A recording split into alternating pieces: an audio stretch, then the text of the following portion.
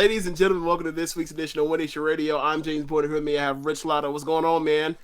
Not much, man. Just had a birthday over the weekend and turned 33 years old. So don't feel any older, but just happy to see the calendar keep moving forward because you never know. Any day could be your last. Like UGK says, one day you're here and then you're gone.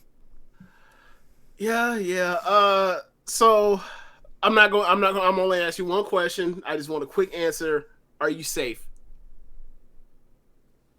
After what happened this weekend, are you safe? Yes. Okay. All right. That's all. We can move on from there. I'm glad to hear that you are safe. So the last few weeks, because of the WrestleMania talk, the WrestleMania review, the WrestleMania preview, but before it, our solo show covering the Sumo Hall shows from Stardom, we have not talked much about AEW. And I guess it's now our time to catch up and update everybody on our thoughts of AEW from the past 2 weeks. Because there was so much stuff going on, I was kind of, quite frankly, from all the goddamn wrestling from basically, 1 weekend of 9 hours of pro wrestling, another weekend of 8 hours of pro wrestling. I was burnt out. So I hadn't watched any AEW the past 2 weeks, but yesterday watched last week's or 2 weeks ago's Dynamite Rampage. Just today I watched last week's Dynamite and Rampage, and I gotta say, this is I wouldn't say that this is like at the same level of television as what they were doing going into Blood and Guts in the Prudential Center when they were headed there before the pandemic shut it off. Mm-hmm.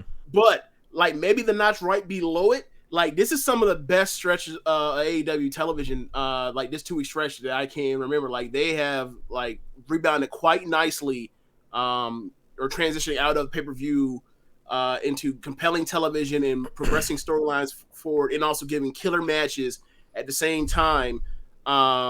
And like this is almost like embarrassing what we saw like after Winter is Coming from beginning of the year. Like beginning of the year felt like, okay, we got the Danielson. It was like one big match a week, it felt like. Right, and that was it. That's all we got. Now it's like we're getting, it's not necessarily that we're getting like high profile marquee match. Like FTR and Young Bucks, it's a high profile marquee match. But underneath that, you're getting Danielson and Trent Beretta. You're getting Adam Cole and Christian Cage. You're getting Wheeler Yuta and Danielson. Like you're getting a lot of really fun matchups. Jay Lethal and Moxley. You're getting a lot of Young fun Bucks shit. Top flight. Like yes. You're getting a lot of fun shit, and it feels more in the spirit of like when Dynamite first started, they were just giving you a name that a name and maybe versus someone that's really talented that just isn't over yet versus somebody that already is over, and like this match is going to get them their moment or whatever else. And it's been really fun, and like even the promo segments with Moxley, with Kingston and God, that Kingston promo was great.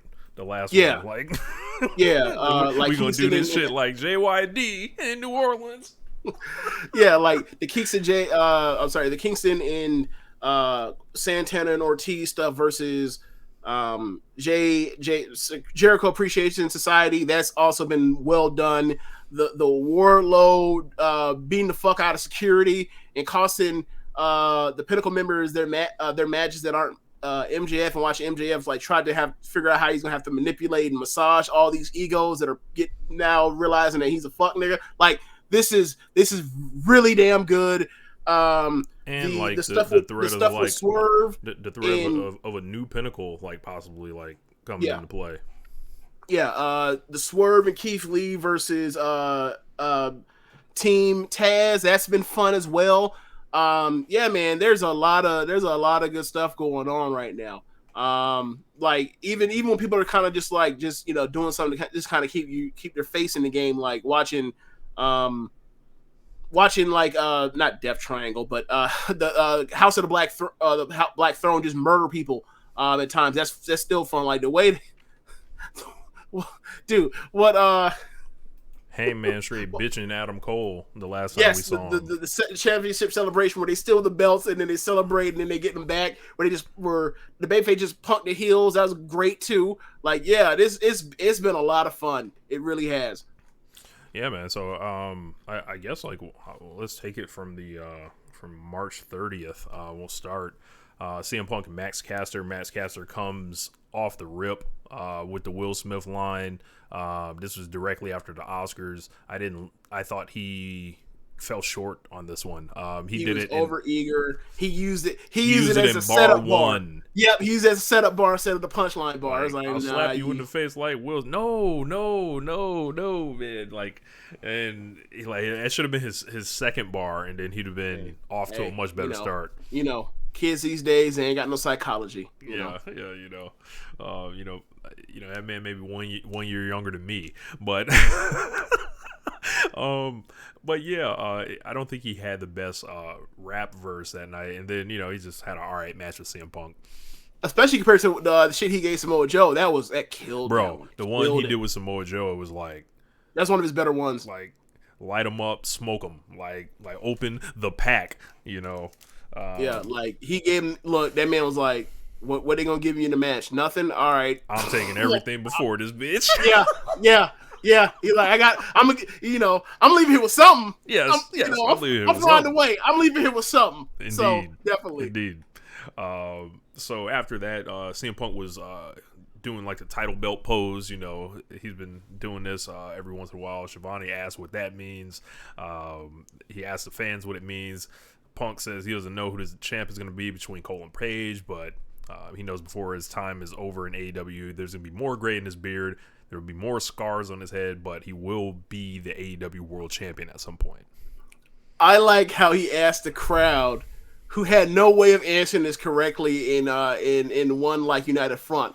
You tell me what that means, and all they were like, CM Punk, CM Punk. We don't know what to say, nigga. What do you expect us to say?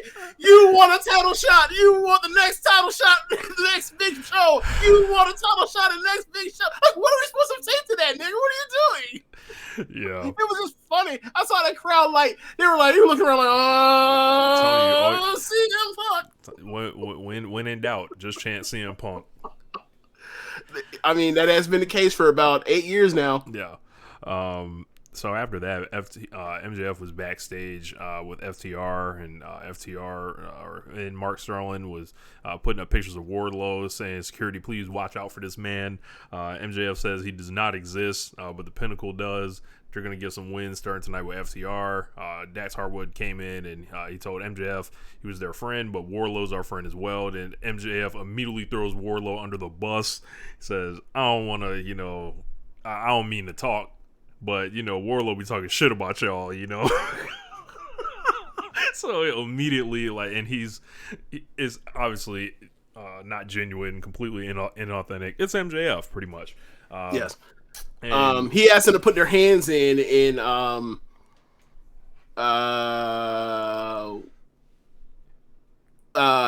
Wheeler puts his hand in, but he's not happy about it. And then Dax is he questioned whether or not to put his hand in, and eventually he begrudgingly did, and he looked away from the camera. He was disgusted with himself. Yep, this was that was good. That was good. This was step one. FTR is or not step one because it's been in motion, of them turning face and all that. I've been trying to figure out who's every tag team there's obviously the A member and then the B member, and I think it's been emerging that Dax is the leader of this thing. Well, I mean, this goes back even in NXT. Dax was always the more charismatic shit stirrer of the of them two, and I always saw it as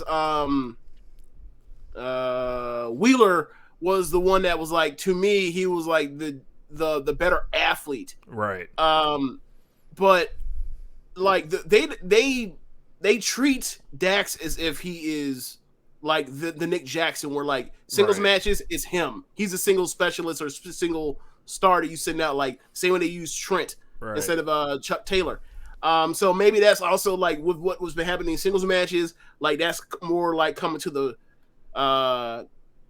forefront, especially now that they're now beginning to turn babyface, and like they're going to need somebody that the crowd more the more visible one to kind of step forward in that role, I guess. Yep. So after that, we got Jay Lethal versus Jon Moxley. And James, the Jay Lethal Wrestling for Respect tour continues. This man is still wrestling for forgiveness. He's still a great wrestler. Still a great wrestler. Yeah, this was the dying days of his babyface run, but like it's clearly all that losing has led to something. Yeah. Yeah, this was just hard fought as hell. This was like submissions and going for reversing out of finisher attempts. This one, big brain busters and top rope moves and just reversing and just really good match. I would probably say I maybe gave this 4 if I'm not mistaken. And Okay. Moxley gets the win with the paradigm shift. Yeah, I gave it 3 3/4, and like it was surprising, like how well they meshed together. And also, Jay Lethal exactly as over as Jon Moxley was. Yeah, he got dueling chance, and then we'll get to it to Rampage, from Friday. But like the dueling Yuta and Moxley chance, like I don't know what it is about Moxley, but like him playing this big leaguing bully is getting motherfuckers over. It really is. Danielson is too, but not to the extent of these Moxley matches so far from what I've seen. Like, I think the Page stuff kind of got people to actually really boo him as opposed to be like, we'll boo you because you're asking us to. Like, I think he actually really has some heat. Yeah, and this is kind of what I was concerned about with him. Like, if you remember a couple weeks ago, I was wondering, I was like, yo, they got to kind of figure out with Danielson, like, because I still feel like Moxley is clearly still defined as a face because he really hasn't said too much different, but Danielson was leaning in very hard, like into the the real wrestling stuff, the going against Hangman real hard and stuff like that. And then with the stuff with Moxley, it was like, oh, it feels like you're being sneaky, like there's something that just isn't lining up or whatever. And if he's gonna be a heel, it's like, go even harder that way. Like figure it out. I think the way this is setting up the dynamic between the relationships in the Blackpool Combat Club is like you keep repeatedly hearing Regal call him the perfect Danielson wrestler, the perfect wrestler, and then say, and I also really have this great relationship with this maniac over here. And like the way that Moxley is responding is like they're more in tune. Like Regal is definitely more in tune with Danielson. He's and doing like commentary on all Danielson's matches too, and not Moxley's. I didn't peek that, but yeah. And like I gotta say, listening to Regal call these Danielson matches have been a fucking blast, especially with the one on Rampage with Taz was there. Like Taz, I don't know what it is with Taz, but you get Taz with a special guest commentator. That's like someone that he's known for a long time, and like it seems like he just enjoys having his buddy call that match with him. like when Jericho and Taz, like when normally Jericho does Rampage commentary, like you can see Taz like really enjoys Jericho's being around. They just like they're almost trying to pop each other. Yeah, and like maybe not the pop part with Regal, but like he clearly like enjoys and respects his opinion. And everything. So, but yeah, like back to like definitely like it feels like this thing where like Regal and Moxley respect the hell out of each other. Therefore, Moxley almost like a dog and just like just due to respect is like with him because he called and he came. He's like, I respect you so much. You called, so I'm here. But it seems like I feel like as this goes further along, you will see the machinations and the cahoots. You will see that Regal will more favor Danielson, and then like when it comes down to when he has to pick one, he's going to pick Danielson, and then Moxley will be the avenged baby face going out for blood. Like in the long term, I'm not saying it's going to be in 3 months. I'm not even saying it's going to be in 6 months, but I could definitely see a year from now. He'd be like, they look at each other, This motherfucker is collateral damage. Get him out of here. Yeah, get him out of here. Plug on him. Yeah, like basically treat him how Stephanie said to Triple H, like, hey man, get Orton out of here. It's enough. We got Seth, get him out of here. It's enough. And then they just leave him for dead. No. Something like that too. Yeah. So FTR versus Gun Club. All it took to turn FTR into faces was stick them next to the Gun Club. Next to the Ass Boys. Boy, invaluable. Apparently the Ass Boys. FTR whooped that ass. Got the big rig on one of them boys. I don't know which one it was. On Austin. Yeah. It was on Austin. Because I write this down on my notes, so I remember it was Austin. So FTR wins the match. Then MJF comes out to celebrate with him, but for some reason there's like a little bit of tension. They shove each other, but they eventually like kind of make up. Backstage. Yeah. Well, in the middle of the match, that's when you get the first like Wardlow appearance. Like Wardlow shows up, they cut to the back. He's throwing around security a little bit, and then he gets out to the front and like it's distracting the match, and ultimately Dax ends up getting the win. And because the match is distracting the match, like when different Max, when MJF comes down and tries to raise Dax's hand, Dax is like, nah, man, I told you I wasn't with this distraction and bullshit. You interfering in my match. You fucking with my money. You fucking with my family. He was pissed. So then, like, he was able to defuse him for that time, MJF. So, but, like, you see what's brewing. Like, Wardlow is bad for business. Yeah. Or bad for their business. Yeah, and this will continue. Yep. So then we had the Jericho Appreciation Society backstage. Jericho said he's the influencer. Nobody else can join. If they ask, they can GFY. Then Daniel Garcia, Mox, Santana, Ortiz, and Eddie Kingston. Then they look behind the curtains, and they look behind the other one. All these boys were standing there ready. So it was a jump zone. Well, the first one was, like a week before, they were doing the thing where it's like peekaboo behind the thing, like, see, they're not there. And then, like, I guess this week, one of them looked, and then the other one of them told Hager to look. Hager opened up that blind and got hit with that fucking speedball right between the fucking eyes, and then it was on from there. Yep. So they brawl all down the damn ring and everything else, and eventually Jazz takes control of the numbers game. They work it out. Jericho gets a hold of Floyd. What's up to Floyd? And and beat down all the the Boricuas, I'll say. And Jericho pulled out the leather strap, and he nailed the Judas effect on Kingston. Feels like there may be a blood and guts coming with these guys eventually whenever they can add 2 more members for Kingston. I'm sure they won't have to look far to find them. One thing that I wanted to point out when you mentioned the belt, like, it reminded me of Jeff Hardy sometimes when stuff with belts, because he has that studded belt.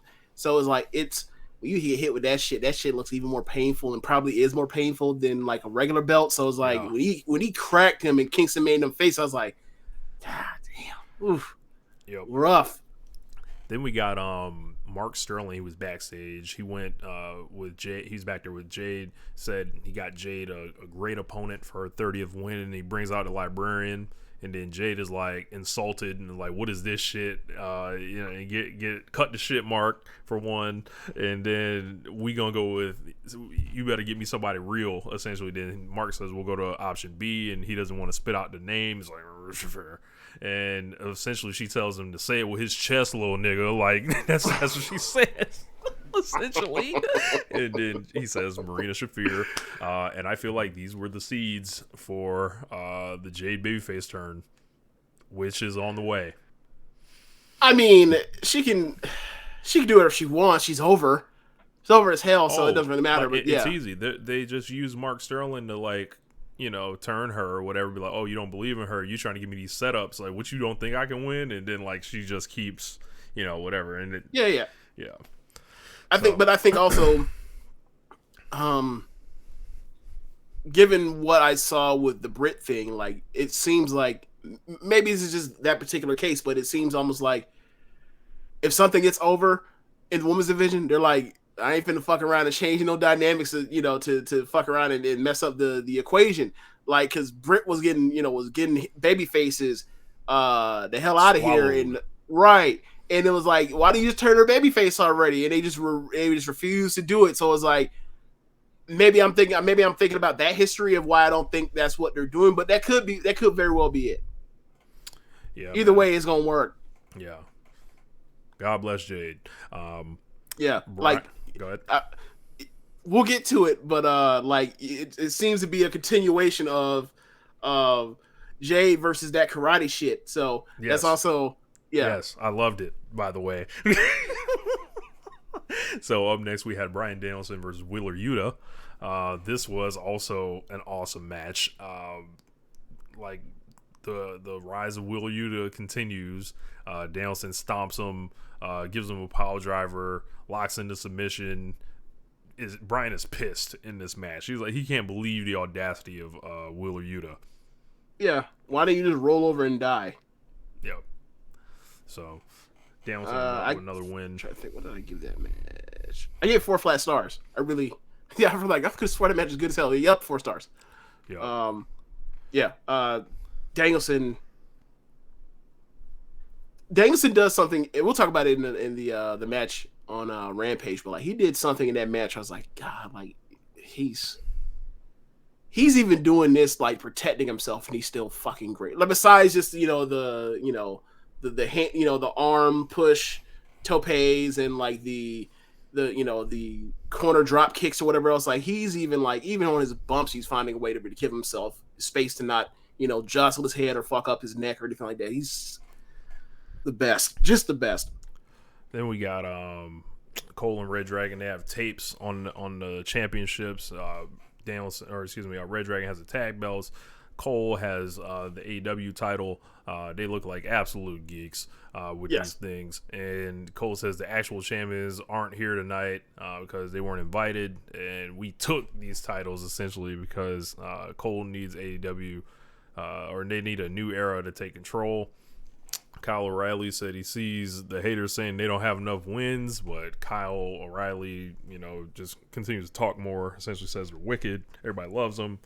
He basically is like, he loses train of thought and was like, oh, never mind, guys, I'm drunk. I drank too much champagne.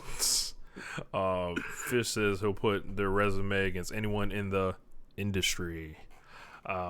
They're the 3 baddest dudes in the company, and then the celebration is going to continue all week long. All of a sudden, Hangman pulled up in the Tesla with the horns on it, and he charged the ring, started essentially whooping all 3 of they country ass, and then he took down Red Dragon and he threw Cole across the ring. He was going to hit the buckshot, but the Red Dragon pulled Cole out. They tried to escape. Jurassic Express and Christian came out and said, nah, it's time to pay the price. They whoop their ass, essentially. Cole gets dumped, and, the real champs get their belts back. Great babyface segment. Great babyface segment. Ain't really got too much to say. I'll just whoop your ass. Like, that's, yeah, man. We, at this time, we kind of learn. Actually, no, we don't learn until the next week. About the title match. Okay. So Thunder Rosa comes out, cuts a promo, says it's a shame their accomplishments are cut short, but she's a champion. She's the first Mexican woman to do that. She fought her way to be the face of the division, but she doesn't just want to be the face. She wants to be the face of all women's wrestling. That's right, all women's wrestling. She thinks that there are always bullies that want to pull her down. Thunder says pillars get knocked down, but the foundations remain, and she'll be that. She says she's ready. She tells Nyla to use her words, or does she need Vicky to dumb it down for her? She wants to wrestle the best in the world, no matter where it is, and she'll defend this belt to do it. So, are we going to get Thunder Rosa on a plane? Well, maybe, but I think the real thing is like, well, I don't know if you know this, Rich, but Mayu, after losing the Sumo Hall red belt match against Shuri, said that she wants to win. She wants to win the SWA match, the SWA belt, Scrambling. and she so like desperation, so hopelessness, I'd despair. have met. Go ahead. So I'd imagine if Mayu wins the SWA belt, I'm imagining she's going to come to the US again. I wonder where she would show up in America to have defenses for her SWA belt, the Gaijin belt anyway. I wonder where that would be. Is this a good time to like talk about like the news, like the relationship stuff? Like there's a lot of interesting stuff has been happening. Like, I mean, we may have talked about like the Tokyo Joshi and DDT, like an AEW official partnership that started. We did talk about that. They now are showing AEW Dynamite on New Japan World in Japanese with Japanese commentary. I believe Shingo did commentary as well as I heard other announcers. So every like Dynamite is on New Japan World now. Konosuke Takeshita will be coming to AEW for a year, like, and it's like been announced like he's coming to America for a year. Very excited about that. I was very impressed by him the last time he came. Obviously, checked out some of his work in DDT. He had an awesome match this summer, I believe it was with Jun Akiyama, if I'm not mistaken. It was. Yeah, he had a match with Jun Akiyama. Yeah. He did. And my first time ever seeing him was last year at the Cyber Fight Festival when he had the match with him. It was him and I can't remember who his tag team partners, but it was versus Kiyomiya and Kitamita from Noah, and like that match was sensational. And like that, yeah, like the people, like all the praise he gets as being like a top of their ace, he deserved. He's great. Regardless, like never mind that undercard stuff you've heard of and seen from DDT or whatever else, like. They got a number of guys that like can go at the top level. He apparently was the best of them. Also, there's someone like Tetsuya Endo as well. Yeah. So it's gonna be interesting to see how they use him. This is a really big moment, I think, in the promotion's history as far as like if you do something good with Takeshita over the time you have him, that's like building confidence that other people can send wrestlers to AEW, and I think that he will be pretty much looked out for because he's essentially like Kenny Omega's young boy. He's gonna have him kind of like advocating for him. I'm sure they'll like. I was listening to Joe Lanza Q&A. There was someone that wrote in and said, "What did they think of the idea of putting Don Callis with Takeshita to begin with or whatever?" And then like basically Takeshita like doesn't really know this guy's a slime ball essentially, and he's like kind of like this reluctant kind of heel or whatever, and eventually he turns babyface over some point, and he has a match with Kenny eventually and whatever. But like I like that idea that person pitched, but I'm pretty excited to see him wrestle against whoever. Like I would love for him to win the TNT title at some point. Yeah, I mean, I think it all. I don't think they probably have those kind of plans locked in place, but I think the thing is like they want to try to showcase him and then go from there. And like AEW fans are more accommodating to people. Like as long as you come out here and have good ass matches, you're going to get over. And given how good he is, that's not much of a worry. Yeah. I think there's like tons of matches for him, so very excited to see that come in, and that partnership I think is pretty much locked up now. Like essentially, I think you can call it official. Like they're airing just AEW on New Japan World, and the Rampage as well, or is it only Dynamite? I think it's just Dynamite right now. Actually, okay. I'm not sure, but it feels like the elusive Super Show isn't that far away. I'd be interested to see it. We'll see how it goes, but this is very big news because think about where these companies were 3 years ago at this time. Lots of changed circumstances since then. So like with the I think you were in the middle of all of this.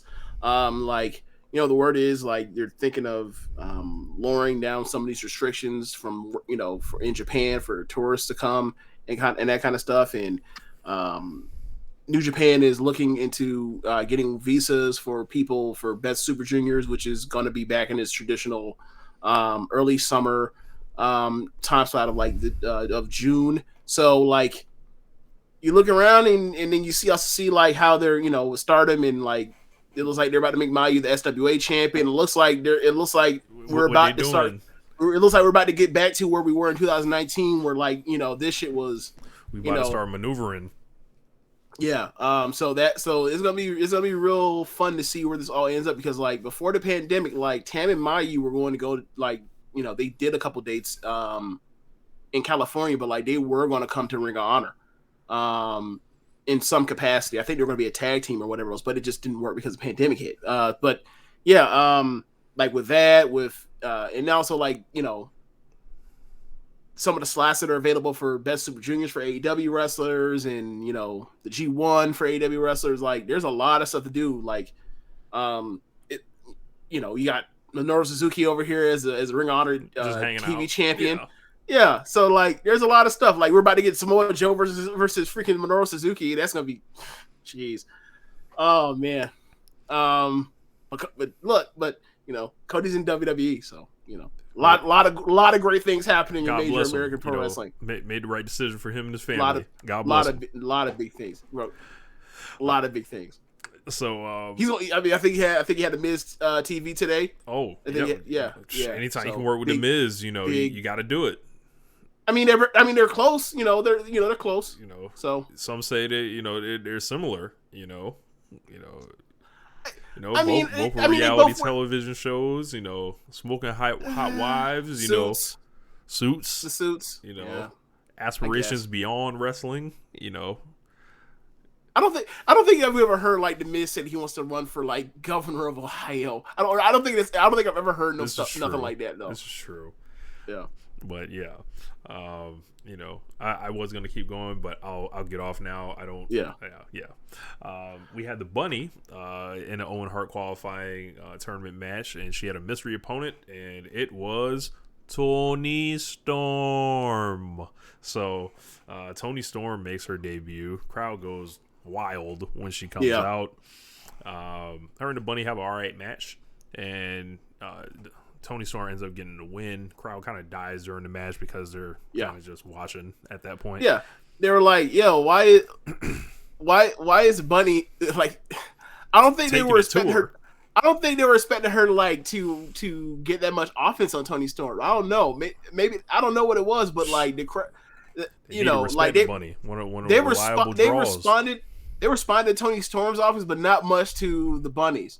And the match was pretty good. Like they threw throwing forearms and physical stuff, some physical strikes.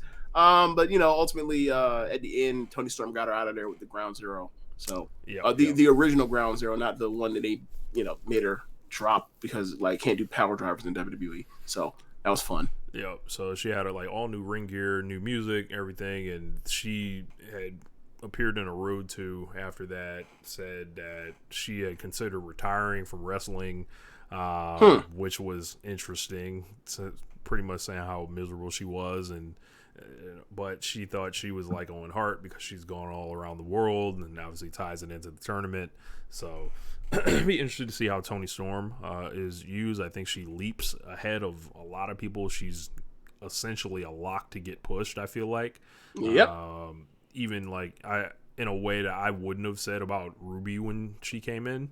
Oh yeah, and that's kind of proved out. I would say, Toni Storm is a threat to win either championship. Oh yeah. If you are Tony Khan and you saw these indie shows from in the UK, and watching Rev Pro, watching Progress. He's familiar with Toni Storm. He's seen her a few times. So like, yeah, that's probably like, when the UK, NXT UK started or whatever else, that was one of the things. It was like, oh yeah, Toni Storm's gonna be like, the ace of that division. Like, I don't think she was necessarily the ace, but she was definitely like her and Rhea Ripley were two top stars in the women in that women's division. It would be Toni Storm, and then they just kind of picked Rhea Ripley, and it was like, wow, you really picked Rhea Ripley, because I would think for me at least, it was like, okay, Toni Storm's like the person that's already been like had the huge name everywhere, and Rhea Ripley's just this person they have that's like won the Mae Young, semifinalists in the first Mae Young Classic, won the second one. Like they treated Rhea like. She was they treated her kind of like they were holding her off, and then they picked her instead, and it was like, oh, okay, maybe they just want to get back to Toni Storm because she's the ace. She'll eventually drop it back to Toni Storm, but it didn't go like that. Right. Like, and also like I think Toni Storm also, when she was in NXT UK, like they did that, or she was also like wrestling other places. She was still going back to Japan at the time. Like she was doing Sunnight. She did Sunnight Girls for a trip. She was still, still did her tours in Stardom before, Bushra bought Stardom, and then WWE said fuck them. But yeah, like it was. So it may have been a situation where like, they liked Rhea, they liked Toni Storm. Rhea was seemed to was more what do you say more interested in moving over faster, moving over to America sooner. So like they tracked her first, and they were like, well, all right, once we, we'll give her the belt first. She's the heel. We'll have Toni Storm be the babyface that eventually conquers at the end, and then it'll be her run with it. And that's kind of how that worked out. And then like it was a weird thing. It was like, where is Toni Storm? What the fuck? What you can say about a lot of people in NXT UK. Like, where the fuck are they? What are they doing? And they eventually brought her over, and then by that point in time, it's like, all right, they're EO got hurt. They turned Tony heel, and then next thing you know, it's like, all right, so they're slow playing it, and then they immediately move her into the main roster, and then they did what happened with the main roster, where she was like, I want to get the fuck out of here. So, I think maybe it was a hesitancy if she just didn't want to. Actually, she really did not like their style, but she was like, but this is going to raise my profile, and she kept going with it. Like, I mean, we're already speculating where this is, but like, the further and further they went with her, the more and more it seemed like she was less interested in WWE. And it seemed like a lot, like obviously there were a lot of things outside of the ring that always felt like were holding her back in that promotion. Like she showed up here, I would say probably in like the best condition I've seen her in a long time. All new look essentially, and she's a star, man. Like it's very easy to figure out with her. I think there were only so many spots that were on the horizon in WWE. Yeah, and it's like, well, where do you fit in? Are you scrambling for the women's tag team championships that mean nothing? Like, I mean, right. And I don't know if there's necessarily more spots available in AEW, but I feel like if she walks in there, and we've always said, hey, there's gonna be spots to get, because it's going to get competitive eventually for these things. And I think that Toni Storm like looks at, if I'm Toni Storm and I look at the AEW women's roster, I'm like, all right, it's still on the way up. Like there's still like work to be done as far as like, where can this thing go? Can I get it even to a higher level? And WWE in comparison, like they're one call away from bringing Ronda Rousey back and, moving you out the way or whatever. And Britt's already had the long title run the first time. Sheeta's there, Serena Deeb's there, but I feel like if you're Tony, you walk right into that landscape. Shelf. Yeah, there's a lot of people on the shelf. Like Thunder Rosa is going to need opponents. Like you can either wrestle the champion and lose to them and then still kind of be, orbiting, or they could just put that shit on you, like, and they have 2 belts for you to win. So, it's not like you're segregated on your show and you can't touch shit, but, it's gonna be interesting to see how they use her. Like they got her kind of facing off with Jamie Hayter. Yep.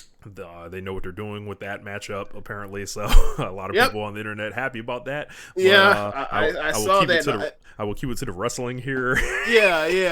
We're not a horny show. Yeah, it was funny because like I saw that, and I, like my response to be like to play dumb was be like, two former SWA champions, TK, a fan of the SWA division, didn't know. Didn't know. We'll see. Well, but yeah, like, because they both qualified. We'll get to the Jamie thing when we get to the Rampage part. So they both qualified. Like, I mean, the way they did that, like, they have to meet up at some point. And like, I don't think that's gonna be the first round. I think they probably set that up for like, second round type of thing. Yeah. So after that, we had Andrade El Idolo versus Darby Allin. So this was a night that we recorded One Nation Radio on a Wednesday night. So I didn't catch this main event, and I've got to go back and watch it. But James, please let us know. Oh man, okay, so Andrade comes out first, and like I think Darby had a promo at some point along the lines like, I don't want you with the skull, with the skull mask and that bullshit. I want the the guy that was one of the best wrestlers in the world. So like Darby, and I don't want Jose and AFO and all that bullshit. So like he tells So Andrade comes down, takes off the mask, takes off the suit deal, the tearaway suit, and then like he tells Jose to go back up the tunnel. So Darby comes out with Sting. He fist bumps Sting. Sting, goes back up the tunnel. Darby comes down on the skateboard down the tunnel. That man took one step off that damn skateboard at the bottom of that ramp, and it caught a fucking tornado from Andrade. And then Andrade from there is just bullying and throwing this fucker around. And Andrade looks as big as I think I've ever seen him. To where like the announce team fucking lies their ass off and says, he looks like, or I think they say like, I think word is that he's coming in at 241. I was like, okay, look, his traps are huge. His arms are huge. His lats are fucking huge at this point. Look, there is that. Hey, I've left WWE. They probably told me I was too small. Murphy's kind of got that same, or Buddy Matthews got that same kind of deal. Absolutely. Ain't nobody gonna tell me I'm too small no more. Right, so. right. But the thing is, like, when he first came up, he was already gigantic compared to what he was in WWE. I think this was the biggest I had ever seen him. Right. Mm-hmm. And that being said, he's 5'9". He's not no 240. You can't even. It was an outrageous lie. Like, if you want to embellish to say that he's huge, you say he's 225. Mm-hmm. You don't say that he's like.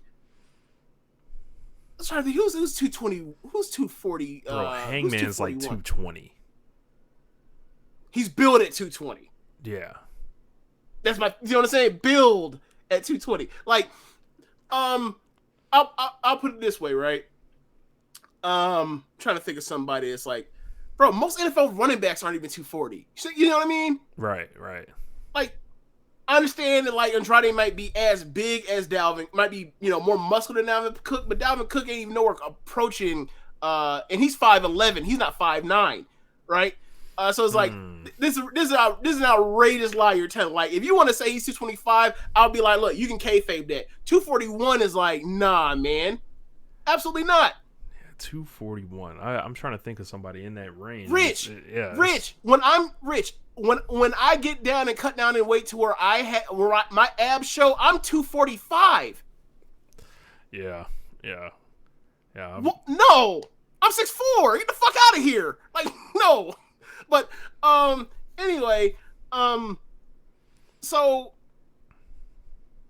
like the whole match was Andrade is throwing this little kid around, and classic Darby's fighting back, and they get to a slap battle that's out of this world. It's probably the best slap battle since Tam and Julia.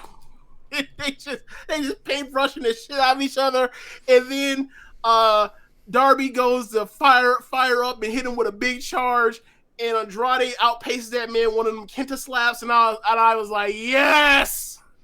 So I forgot what the end was, but basically, like, they shot Darby a little bit of bail, and Andrade happened to win at the end, and it was continuing the feud with AFO and Sting and Darby and the Hardys, and like the match was just super fun. Like, I thought that at its peak during the slap battle, like I was like, this might be this might, like, if goes away, it goes to be a 4.5-star match. It cooled down after that, but it was still a fantastic match. I ended up giving it 4 stars. I loved it.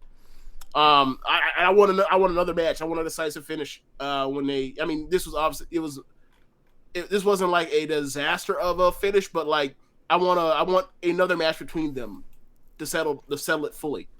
So we roll right into Rampage. We had the Young Bucks versus Top Flight.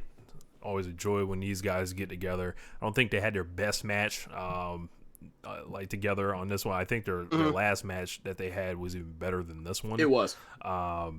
But it's always cool to see these guys together. I love the Bucks' new like kind of dark purple gear with the J's. Like, that's just hard. Dante Martin looked great in this match. And the Bucks got the win. I would want to say maybe like 3.5, 3 3/4, maybe, just over 10 minutes. I gave it 3 1/4. I didn't like it that much. Like Darius is back, but he's not back. If you get what I mean. Like they're covering and hiding him right now, as opposed to like that dude was also sensational. And and obviously, he just came back from a torn ACL. He's still wearing the knee brace and everything, but like they had him out there like he was just an other at times. And not Darius, but Dante had to do the heavy lifting, and like it was noticeable to me. But yeah, like the Unbusted Autopilot was a fucking 3.25-star match, and that's kind of what this was. Yeah, I didn't think like it had been a while since the Bucks had wrestled, and Yep. I thought they were maybe a little rusty in this match. Look, I mean, they were tuning up for the 4.75-star match, brother. Yeah, this was a tune up. This is a tune up for the classic match we got next week. Yeah. So Chris Statlander showed the other side of Chris Statlander video package, or they promised the other side of Chris Statlander. What does that mean? I still don't know. So we had a Dan Lambert promo with Paige Van Zant, Scorpio Sky, and Ethan Page. The only one that didn't talk was Scorpio Sky. Then eventually they showed Sammy Guevara and Tay Conti in the parking lot, and they were destroying Dan Lambert's car with sledgehammers. That's right, property damage. And then Sammy was spraying "Be Mad" on the hood, which I feel like is a that's going to be his version of "Deal with It." And I think when they turn, that's going to be the catchphrase.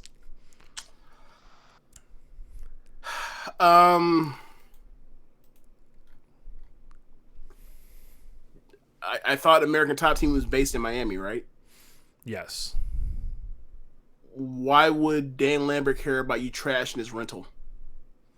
Guess he got to pay for it, I guess, or maybe he didn't get the insurance. I don't know. Okay, I didn't click the box. Fuck. Like, okay, fair enough, I guess. Shivani interviewed Hook, but he got interrupted. Of course, Hook doesn't say a word. Danhausen is there. Danhausen attempts to. He said he's here to make the human monies and curse people. He tried to curse Hook again, but it didn't work. So Danhausen, further in disbelief that the curses are falling short. I also cannot be cursed. Let's just put that out there. And then Hook brushed it off and just walked away again. So yes, when memes collide.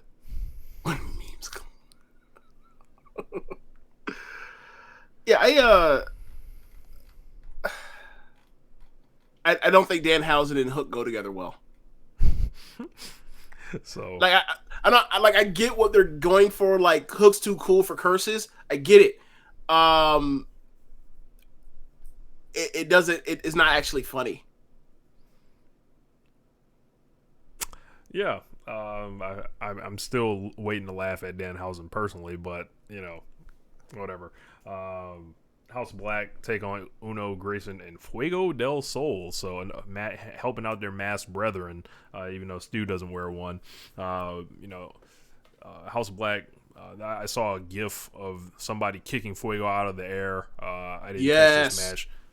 Okay, so it feels like I haven't seen Stu Grayson wrestle in like 6 months, but but he was there and he was back, and like you forget that he's like you forget he's very good. So it was good to see him in there, and like, but it wasn't like a super competitive match. It was more or less like a showcase to get Fuego get a hot streak in the ring, and then like he basically like sets up and gives at the end, after everybody gets cleared out, after Brody King hits a tope through the ropes, it's just alone. The final two are Fuego in Black, and Fuego hits Black with a reverse Rana, and he spikes forward and he comes up and sells it big, and then Fuego hits the ropes and comes off the middle rope, and man, like.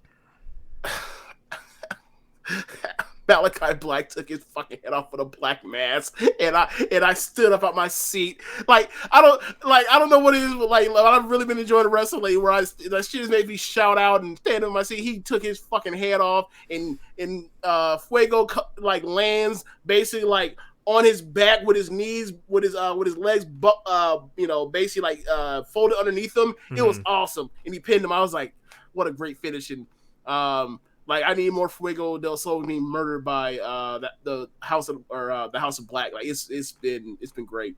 It's been great. Yeah, then we had Tony Storm we had Jamie Hayter and Sky Blue going at it. Yeah, this match was not good. Sky Blue just she's not ready yet, but but she was better than Julia Hart that we saw this week. But a lot of fans of them both. Yeah, I mean, is that because of their wrestling or is that because of their look? Ultimately, I don't care, whatever. But match was just kind of there. Like I have to look at what I gave it. Yeah, I ended up giving it 2.5 stars. Jamie ended up beating her with a Rainmaker. She clubbed her around a few times and then hit her with a ripcord, lariat Rainmaker. So after that, we got the announcement of FTR and the Bucks. Bucks accept the challenge. They then teleport at the same time to the Ring of Honor show to do the run-in, which was profiled on Being the Elite. Pretty funny. After that, they announced Bucks and FTR for next Wednesday. Hardy Boys, Butcher and the Blade in the tables match. Cole and Christian Cage. Then we got the main event promo between Hobbs and Lee. And then we had the main event of Keith Lee and Powerhouse Hobbs. Yeah, man. They basically just run into each other. They do power moves. Hobbs does a really good job working around Keith Lee's baby face fire and the faces he makes and sells, and then he fires up, and like all of it is building towards Keith Lee firing up, and then Keith Lee fires up, and then they start more or less throwing each other around at points. A couple times, like they were parts of the match was building around Keith Lee wanted to give him that big corner to corner bill, and Powerhouse Hobbs was like nah, not happening. And then eventually after he fires up, he finally gets it, and then by that point in time, because it's Rampage, you got Ricky Starks on commentary. He realized that Hobbs was in trouble. He comes down and tries to interfere, which leads to Swerve coming out and trying to canceling that out because of the distraction at the ringside. Hobbs turns around and he ends up catching the ref gets distracted, so Keith Lee was distracted, and then Hobbs ends up hitting him with the big spine buster made the cover. Ref is distracted. Hobbs gets back up and tries to get the ref back in place or whatever else, and then as he turns around, he ends up catching the ground zero. And then after the match, Starks puts Swerve through a table, and then there's another table propped up in the corner, and by Powerhouse Hobbs, Lee gets back to his feet. He ended up getting the goozle on Starks, and then he's by the table, so Hobbs ends up spearing him through the table, and that's how they went off on Rampage. Went off air on Rampage. Yeah, man. Then we got to Boston. But that match was very good. I ended up giving it 3.5 stars on Cage Match. It looks like a 3 3/4 star match. People liked it more than I did, so I check it out. Yeah, it's fun. Like Keith Lee is just so good at just being a big man that wrestles other big motherfuckers. He's really good. He's really good. So you mean this is like what Omos and Bobby Lashley should have been like? They couldn't dream of having a match that good. Damn. You could nah, man. Like okay. Let's just go through it. Survivor Series 2019, Keith Lee, Roman Reigns had the crowd on his fucking feet. Yep. Royal Rumble 2020, Keith Lee, Brock Lesnar. Had Brock Lesnar out here running ropes to get Keith Lee to do his drop down, or do his leapfrog drop down, or drop down leapfrog, right? Like, had the crowd on his feet. Hobbs, then you get Hobbs in there having one of his better matches that I've ever seen him have versus Keith Lee right here in a match that didn't go that long. Neither one of them got blown up, and had a run at the end. Still 3.5. A lot of people think 3 3/4. I think Keith Lee and Powerhouse Hobbs are good at this pro wrestling thing. I just do. Yeah. So yeah, that was a fun little ending, and it continues their story because they're going to have a tag match eventually between the NXTers and Team Taz. Yeah, man. Then we got to Boston, one of the hottest crowds of the year. They were excellent. So I have a question. Was there any chance that this Boston crowd, like, I remember that, like, during the pandemic, they were set up to go to Boston. Is I this the think first this. time being back since I then? think it is. Oh no. They were in Boston, and remember the match Brian Danielson had against Eddie Kingston. They were in Oh, Boston. okay. So this is their first time back since that match. So Okay, so it's been like over 6 months. All right. yeah. Um, so hot They were crowd. hot. Yeah, opens up with Cole and Christian Cage. Put Edge and AJ Styles in a pack as I predicted. I thought this was pretty good. A lot of just hijinks of moving back and forth and taking stuff, milking stuff, and also like making it mean something and but like the correct way to like where it doesn't kill the crowd. Like this was a classic Christian WWE singles match. Like you can put like obviously I don't think it was as good as some of those Randy Orton matches, but like you could put this next to like the SummerSlam stuff with Del Rio from like earlier last decade. Yeah, very good. Like not a bunch of flying, not a bunch of like or slower paced or whatever else.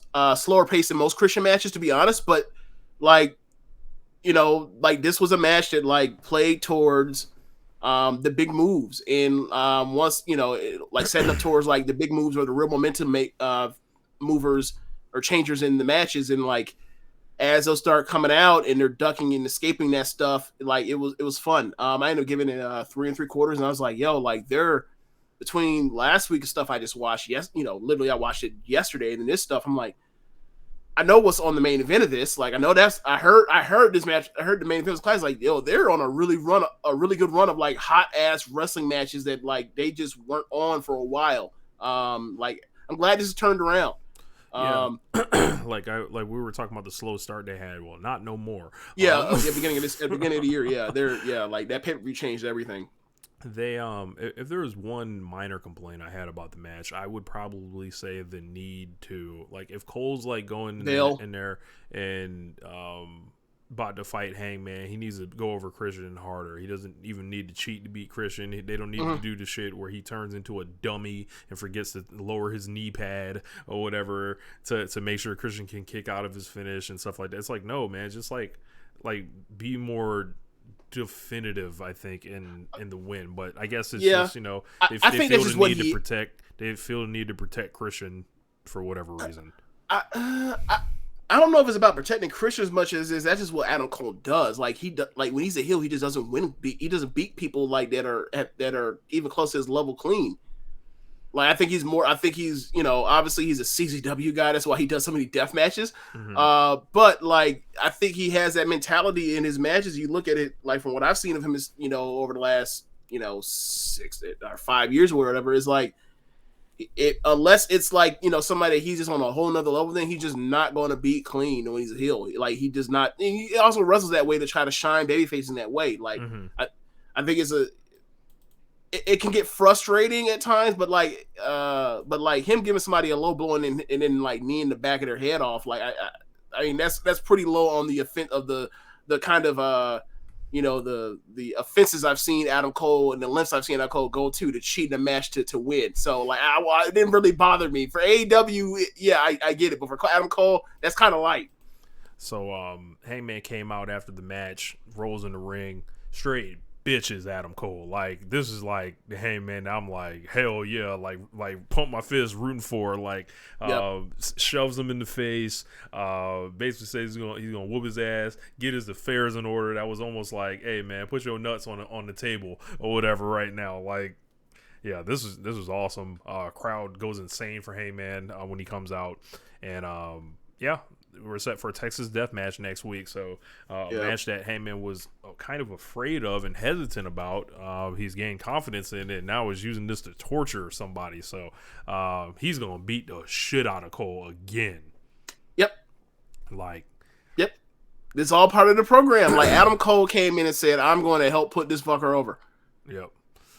So, yeah, man. Then we got a video package of Jay Lethal attacking Jonathan Gresham at Supercard of Honor, kind of setting up, showing Sanjay Dutt, who already kind of worked for AEW anyway, backstage. I didn't know that. Yeah, he quit WWE and became an agent there, like in AEW, like the next day or some shit. Like it was weird. Like I only knew about I only knew about when he left WWE. I didn't know about him signing on. But whatever. Like he was, that's between Ring of Honor and TNA. Like that's what we know him for. So like, of course, like it doesn't shock me that someone like Christopher Daniels picked up the phone and get a call to try to get him in there. Yeah. So essentially, he's an on-air character now, kind of managing Jay Lethal. They go way back. They told us from early days in Ring of Honor. They start cutting a promo on Samoa Joe. We see Lethal has the button-down shirt on, a little bit different than his normal kind of presentation. And the Jay Lethal charismatic promo is right there. So it's gonna get real hard for people. Like they're gonna start letting him win now, James. Now he's a heel. Yep, he's gonna continue having good ass matches. It's gonna get more awkward. It's gonna get more. Yeah, it is. Like a lot of people gonna have to go. He might have to touch the belt at some point. Like he might have to touch the TNT title at some point. Look, I'm not going to get into what they do with him. All I'm saying is like this is definitely going to turn into a Riddle situation where like people are going to be like, yeah, he is scumbag, but that's a talented scumbag. Like, like that's what it's going. He is going to continue to out wrestle this. He has not even though missed. He's going to continue to. He's going to figure. He is figuring out a way to for the fans' perspective to out wrestle. Like the I can't even say his baggage. That's too low stakes of what he what he's been but he's going to do it. He's already mostly beaten it already. He's wrestled that level, and like people are going crazy. Doing change with Jon Moxley. Oh man, like he's about to do this thing with Samoa Joe.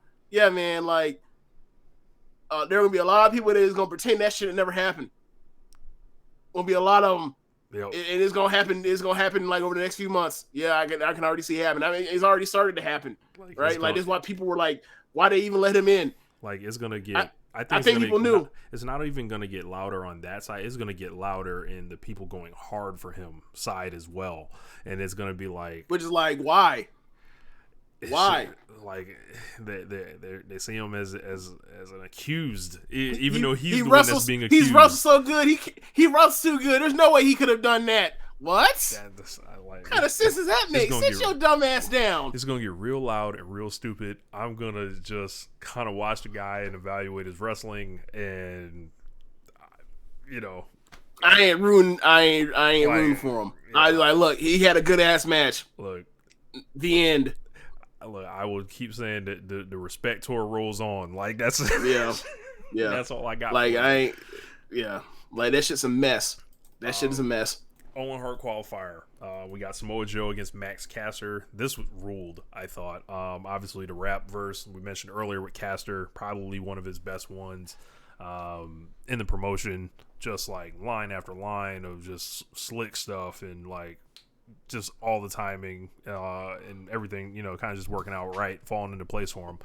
You're not tough. You're injury prone. I'm trying to think what else. There's a few other lines, but he had a champion. Like who's beating him in the ratings? Yep. I think that was Adam Cole, but I'll let it slide. Well, I mean, yes. I think by the time Samoa Joe was champion, they had moved to Tuesdays. Yeah, but whatever, still works. There was a couple more lines in there too, but look it up. Go out of your way to hear this one. They tweet all of them out, so you can't miss it. But Joe brings back the Muscle Buster in this match, kind of modifies it a little bit to let him go and then release the legs, so it's not so much of a neck bump. But I'm glad he can do the move again. It adds a lot to him, I think. Yeah, for basically a squash match, like he looked pretty good, which is like, I mean, Samoa Joe, he's not that far gone. Like, I mean, even the last match I saw in the match with Karrion Kross, like I thought he was blown up like immediately in like a short match, but like even while blowing up, he still was wrestling well. Like, it still was a good match. Was it a very good match? I don't know about all that, but like he can still go. It's just like you worry about like the amount of rust he has, his injury, his health, and like if he can keep the conditioning. If he and like watching, how that match would probably like 5 minutes, something like that, but like he didn't look blown up. So Yeah, and I was kind of concerned because like last time we seen this guy, it was like, who knows? I was just like I was concerned in the middle of this match because he walked out and he was already like pink or red or purple or however they phrase. Like he already like looked a weird color coming out. I don't know if he was doing something to make himself look. I don't know what happened, but like he was a weird color. And then I was like, is he gonna be blown up? And then he wasn't. And he just, he always gonna sweat because he's big. But whatever. Like he looked good. He may have to get on that Suzuki program, which he's going to be wrestling Suzuki next week for the ROH TV Championship, and what can be a very interesting finish. Like when you think about which way that's going to go, all the different ways. Like, is this a case where someone else, like, is Jay Lethal going to get involved to try to screw Samoa Joe? Is someone going to cross Suzuki? Like, there's a million ways this thing can go. I don't know which way they're going to pick. I don't know if someone's losing clean. I don't think they're going to do a bullshit finish. But just wild shit happened. Like Minoru Suzuki's the ROH TV champion. So come on to Dynamite and, Kaiser Ninare. So come do the Suzuki faces and the chops and bring that here. Yeah, I like the last AEW match he had was the Danielson match, and like that's what I want. That's what I want when he shows up to Ring or AEW or Ring of Honor. Like so, like, and I think he knows that. So I think we're in for a treat. So Jay Lethal and Sanjay Dutt, we mentioned kind of the content of the promo. They said they changed their outlook. They said Lethal tried to call Joe for months because Joe was Lethal's teacher, but Joe wouldn't answer, a la Paul Orndorff and Hulk Hogan. Joe only apparently answers for billionaires. Lethal said next week we're going to get Joe a massive present. So maybe something going on there. Yeah, definitely something. So the BCC was backstage. And Danielson, they announced, would face Trent Beretta, and Moxley would face Wheeler Yuta on Rampage. Moxley said it's going to sound like bones cracking, like thunder and raining blood, like he was trying to think of something to say, and he just kind of just spit that out. I mean, given what he wasn't lying, right? Like, given what happened, like he called his shot. Like when John Moxley says there will be blood, there will be fucking blood. Like that Danielson match from Revolution, from this week or this past week. When he says that shit's coming, it's coming. Yep. And it ain't no little nick here and you bleed a little bit and then like all of a sudden your face is dried, from the rest of the match. It is Muda scale. It is over 5 on the Muda scale every time. We gonna split you, Yeah. But MJF joined commentary and next match was... One thing I want to say. I do like this promo for the fact is like it showed that what we were talking about earlier about like he sees something, Danielson and Regal both see something in Yuta, and Moxley is less convinced. And then, we'll stay tuned until, we get to Rampage. Yeah.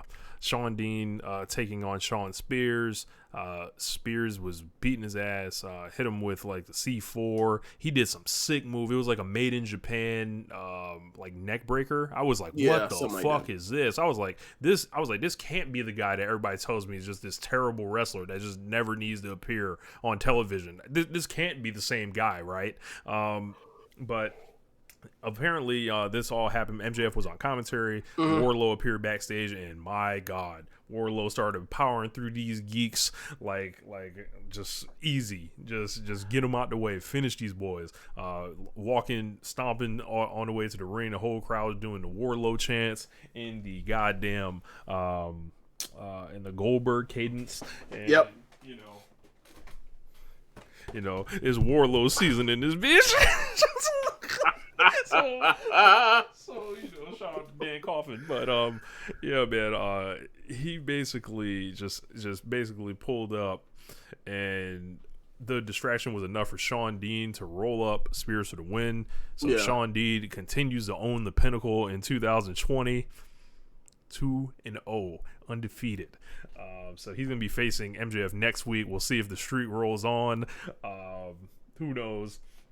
But after that, what would you make of this, James? Liked it. Wardlow coming through the crowd, and this week, like last week, he just showed up and security swarmed him, and then this week, like he showed up and you see like bodies of security laid out, and then they catch up with him and he's laying out the security backstage. I thought it was awesome, and eventually like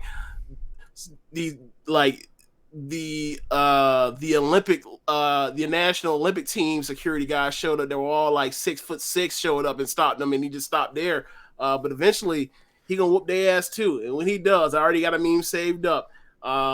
If you have ever listened to Lil Jon and the East Side Boys and listened to I Don't Give a Fuck, yes, it's something out the first verse that I already got saved. And when it happens, when he fucks up all of them, I'm gonna post it and I'll be like Wardlow. But yeah, I really enjoy what they're doing. Wardlow, they have like he's getting more and more over. He's so raw, bro. Like, bro, I love Wardlow, bro. He's just like, it's visceral. Like, it is real easy to get.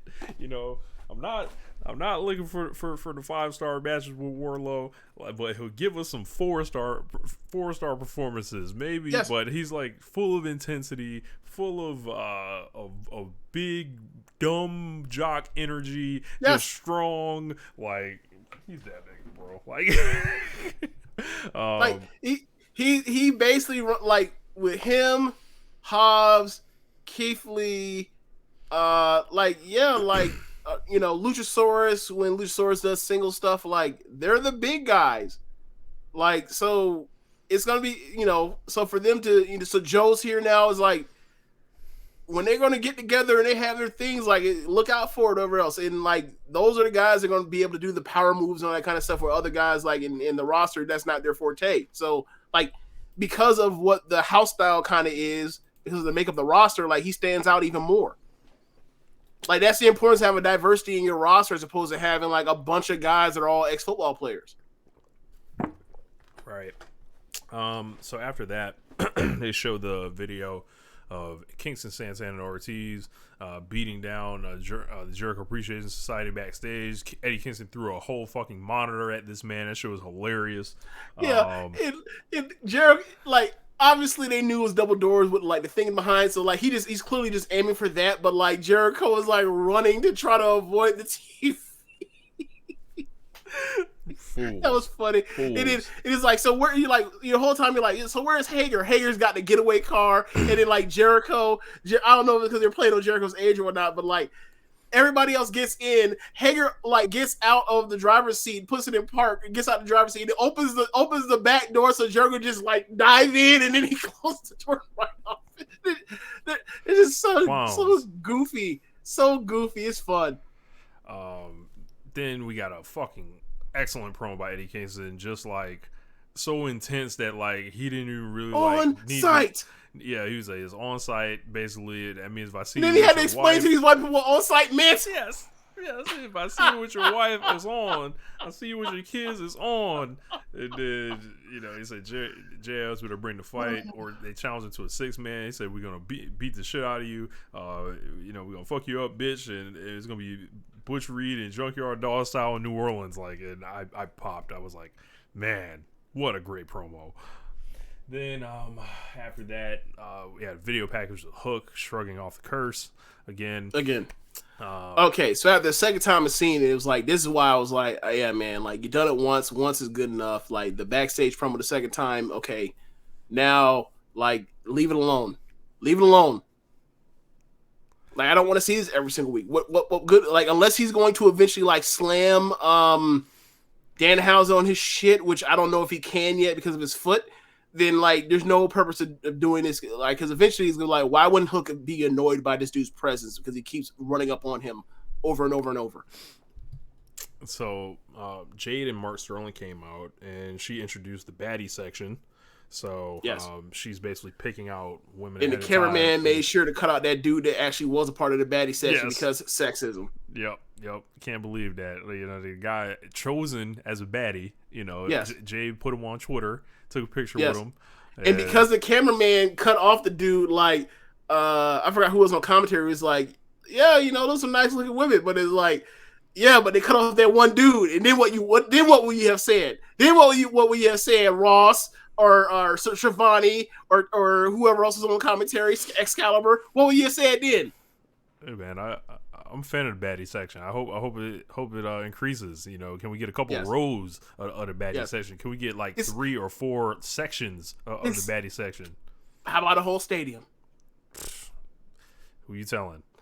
Yeah, like, so for me, like, I enjoyed this because it's such easy heat. It's like, your town ain't got no attractive women. I'm bringing the attractive women on my behalf to try to give y'all some culture.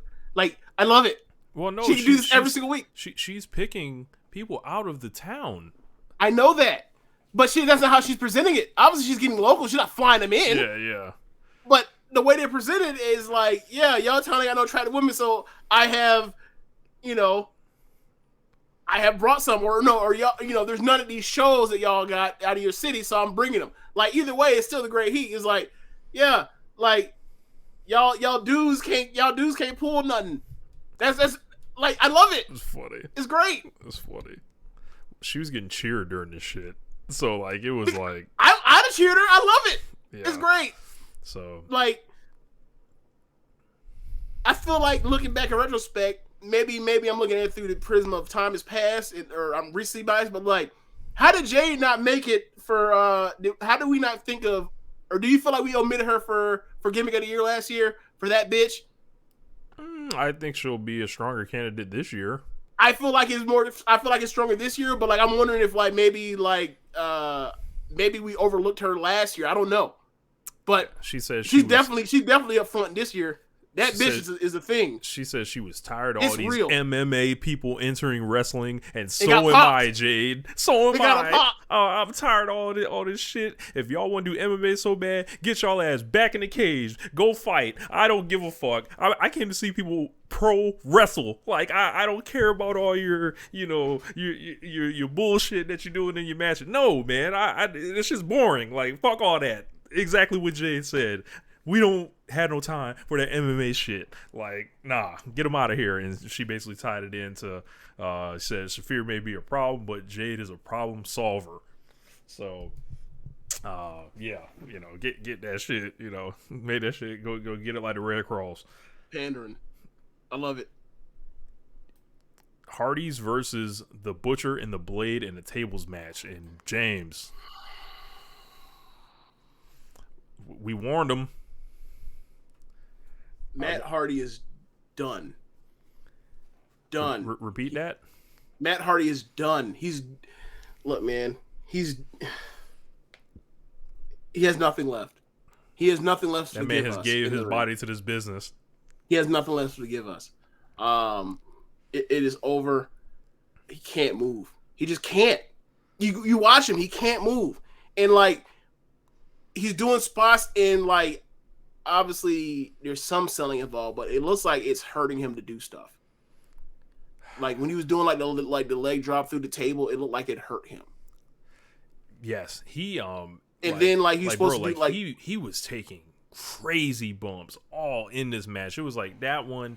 He was taking the superplex to the floor from the outside when he was supposed to go to a table. Yep, and it was unsturdy as hell. You had the Blade had both his feet on the barricade to do it. Yep. Obviously, he's doing it. It was a 2-person job to do it, but it looked unsafe as fuck and a bad idea as they were doing it. But luckily, no one died. I think, what is the move when Jeff comes off, runs from one corner to the opposite where the opponent's in the other corner, and Jeff is basically on all fours and he jumps off. Is that poetry in motion? Poetry in motion, yeah.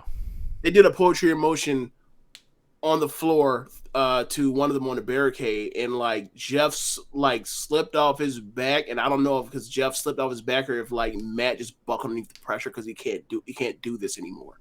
I have no idea, but Jeff barely made contact, and then they set up the table.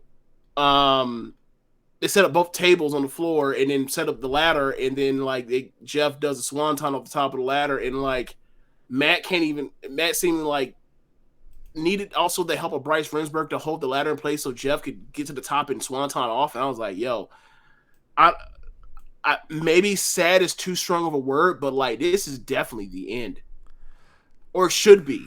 Man, I don't think it's going to be, man. I think they're gonna keep running these guys like he just got his there. brother there. Like, of course, like Bro. he feels he has a new leash on life, but like I don't like this. Them as the Hardy Boys can't continue. Like, bro, like they're already doing. Matt's not up for it. They're doing these and table Jeff don't look like he's matches. great either. They're doing these table matches in like week 3. Like,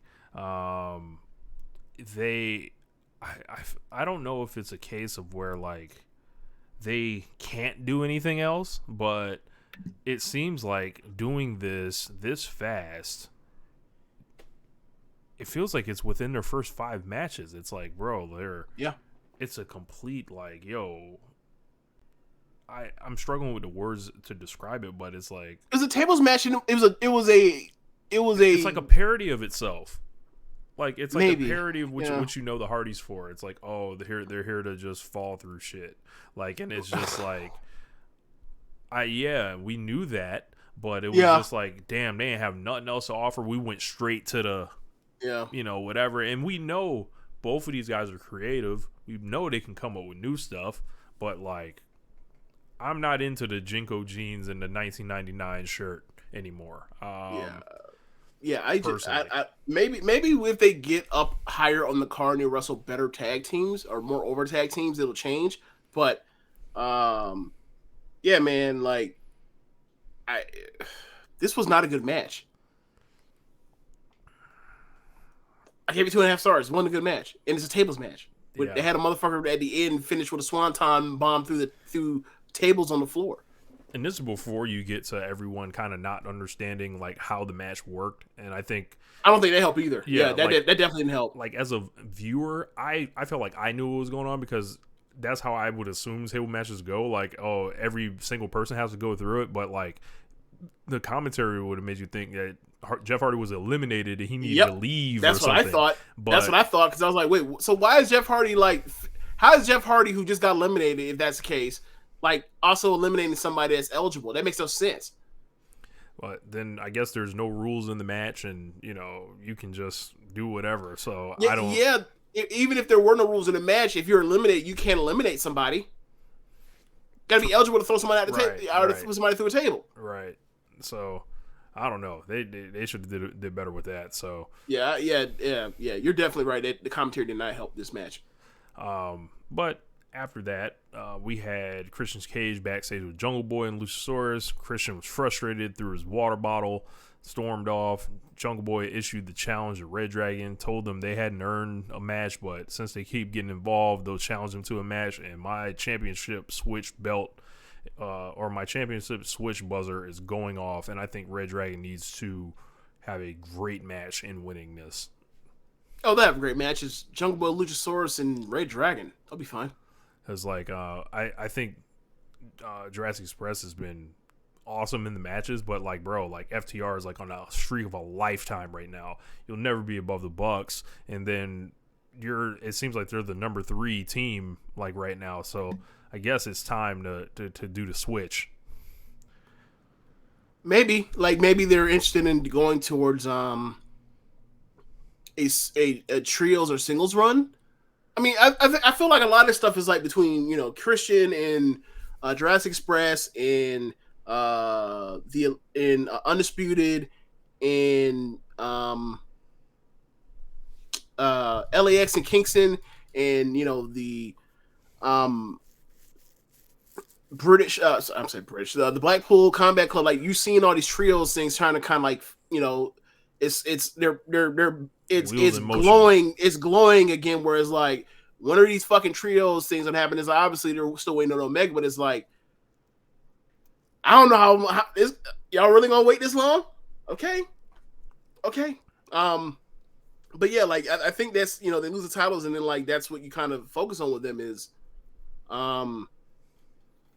that like they can go to do the trios thing or like Jungle Boy needs to go singles. Yeah, and if he does, like, I mean, obviously, like, Christian you take him turn. towards. If you want to have him beat Scorpio Sky, that makes sense. If that's what you want to do. Makes sense to me. So we have Hikaru Shida and Julia Hart up next. Julia Hart at the beginning of the match attacks Shida before the bell, chokes her with the jacket, throws out the Varsity Blondes, and then this match happens. This match stunk. Julia Hart, I feel like this is the worst I've ever seen her. But like, it wasn't like the other stuff I saw from her was like she was some good wrestler either. Like this is your first time watching her, you'd be like, she has no business being on like major American professional wrestling television. This is your first time ever seeing her. It was not a good match. Yeah, it was bad. It was bad. Shida was saying, "Hey, do what you want. Look, we know it ain't my fault." Like, yeah. So, yeah, not really much here. Falcon Arrow finishes Julia Hart here, and I think Hart's got to take it back to the Nightmare Factory for a little bit more before she. One thing I want to mention, like, it also looked like, you know, people have talked online about like there's potentially like a long storyline at place with Julia still wearing the eye patch that I could not care less. Right. That she is going to flip off the thing and you're going to see like the black eye. She's going to be like the fourth member of House of Black. House of Black. Yeah. So I thought this was at play here when she threw her two friends out throughout Griffin and Pillman Jr. And like I noticed like on her face it was almost like a it looked like as if like some makeup that was underneath the eye patch smudged off and it was dark, almost like when you think of Malachi Black's eye thing. Mm-hmm. So I was like, maybe they're doing it here, but then like, nope, she's got her the fuck out of here. Maybe it's like a tease of, this is what's to come. I don't know, but like, if they're gonna do it, they better get to it soon, and maybe this is the beginning of it because she's now turning heel or whatever else. But if she's going to be in House of Black, she needs to get a lot fucking better, like immediately. Yeah, because there's a standard with them three.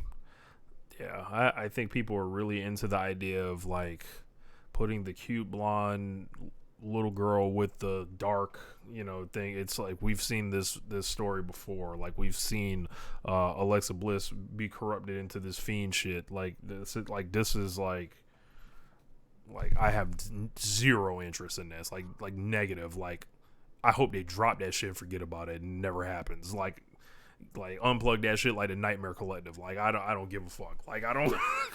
So speaking of like another trios team, House of Black, who's having a feud waiting for Ray Phoenix to come back between Death Triangle. Just start the tournament now. Stop wasting. I want this trios tournament now. Enough. You Playboy. Look, give Kenny Omega and the Young Bucks like the first defense after you crown a champion. If you need it that badly for him to be involved, but damn man, I'm tired of waiting. So Serena Deeb's music played. She tried to attack Shida with a chair. Serena Deeb She came from behind. And she was ready, waiting for the front, and then realized enough time had passed. It was like, oh, she's behind me. She turns around, and then they face off, or they basically get a standstill with Shida's kendo stick. And Shida's chair, and Shida's kendo stick in Deeb's chair, and Serena eventually like leaves. It was like, I almost got you. I almost snuck up on you and got you, but I'm gonna get to you eventually. So they're teasing that. I'm assuming that's for the Owen. Yeah. And also continue their feud because that'll be like their 6th or 7th match, I think, or probably like their 5th actually. But they have a good match together. Yeah. Swerve's backstage. They showed pictures of him at the Grammys. He said he didn't forget about his issues with Ricky Starks, but for now he's got stuff to do, and he walked in the locker room. After that, Swerve got inducted into the jump zone. See what happens when I hang out with Swerve. Don't nobody really try to jump Swerve. So like I didn't really talk to Swerve about that. I sent a little tweet out that he liked. So it was like maybe I need to be there to make sure nobody jumps Swerve. Like maybe this is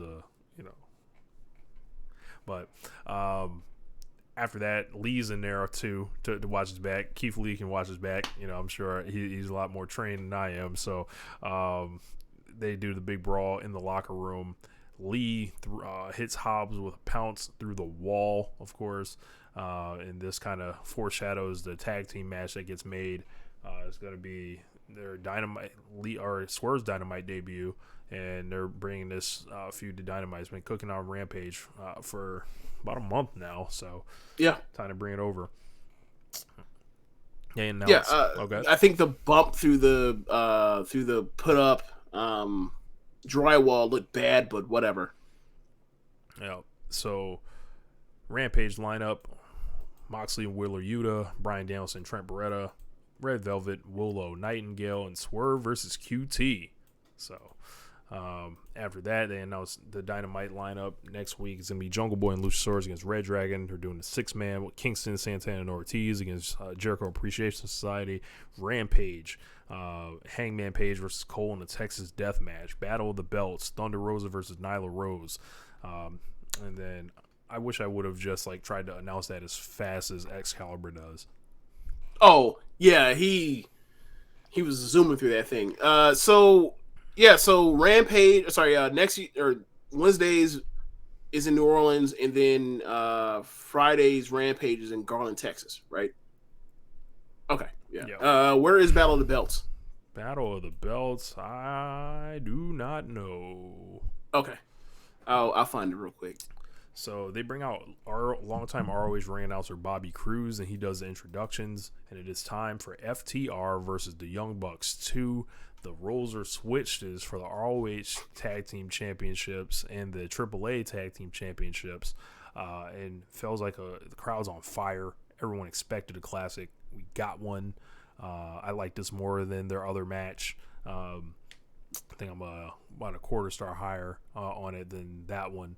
And I really liked it. I thought it was really it was interesting seeing FTR just get cheered like this. And I was like, I'll never cheer for FTR like that, but it's nice to see that or whatever. This is one of the best matches they've had, and this is fresh off the heels of their match with the Briscoes, which I think is even better. I gave it the same rating, but I think the Briscoes match was better. Than this one was, but go out of your way to see that if you guys haven't seen it, and then watch this one. It was a great week for FTR. FTR is on fire right now.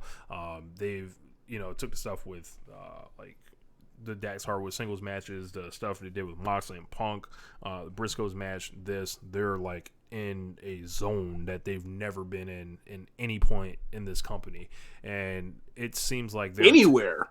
Forget this company anywhere, any point in the time's career. When they were NXT, they weren't having matches at this level, this frequency. They were coasting off the NXT reputation for a long time, and they were coming in at some of these matches, especially when they first got to AEW, where it was I don't know, and they went through a long period of find themselves off the card and, just challengers and stuff like that. And now it seems like it's their time right now. And they get the win over the Young Bucks here. Just tons of great sequences, firing up, crowds going absolutely crazy for them. Take nothing away from them. They're hitting a new peak for themselves, and of course the Bucks. Come on, man! The Bucks got 20 of these, man. I'm done talking about the Bucks, man. The Bucks are too great, man. So this match basically starts by them basically doing anything you do, I do better, and they basically FTR's baby faces or whatever else, and the Young Bucks are heels, and the Young Bucks are basically doing FTR's greatest hits of cheating, and then FTR is responding by getting momentum back on their side by doing the same heel cheating tactic or whatever, but their babyface so is working. And then eventually they both get in or all four get in the ring. They hockey fight out. They get the heat on Wheeler, which sets up the hot tag. So in comes in Dax. Dax starts opening up with chops and forearms, all that kind of stuff. And then you start getting big moves and saves and everything. And then at the end, ultimately, you end up getting Matt Jackson in there. No, maybe Matt in 20 years, but Matt in the ring, and Nick's been taken out. So they go to give They go to give Matt the BTE trigger, and he sees it coming. He's like, "Fuck you guys!" He spits like he has a bloody mouth, so he spits in Dax's face, and so they were like, "All right." And it was very much. It reminded me so much of FTR's like last great match in WWE, like that match on NXT, like during the summer or Survivor Series 2019 thing against Red Dragon, actually, where they're just like, "You're one of the greats. We're some of the greats too. Like you may beat us, but we're gonna go down fucking defiantly." So like Matt spits in one of their faces or spits in Dax's face. They get the BTE trigger and then lift him up and give him the big rig and get him out of there. Yeah, it was a great match. One of the best matches of the year. I gave it 4 3/4. I thought this match is just on a whole nother league than that first match they had. Like that first match disappointed the hell out of me. Like I still thought it was a great match, but it's like to see the people's reaction to it or whatever else, it felt like people are capping because like they wanted this match and like they weren't going to let it not be or not consider it as some all-time great match as opposed to letting it happen when they eventually do it. This is one of their all-time great. This is like I'm assuming they're going to have more of these. Like this will be when we get through with FTR and Young Bucks over the next 3, 4, 5 years. This will be one of their classics. The other one was just a great match, and like given how badly that storyline went at the end, leading into that match, and then what the match just actually ended up being, just as this turned out to be more of a love letter to to tag team wrestling, which is like, well, then why did we go through 6 months of waiting for this fucking match instead of anything actually super heated? Like, nah. This is the match this should have been their first match. This second match should have been their first match. And so whatever. Like I thought this match was great. Like I said, again, one of the best matches of the year. Like if you have not seen it, go out your way to watch it. Like I think this is better than any of the revival in American Alpha stuff. I think this match would be like, I think outside of like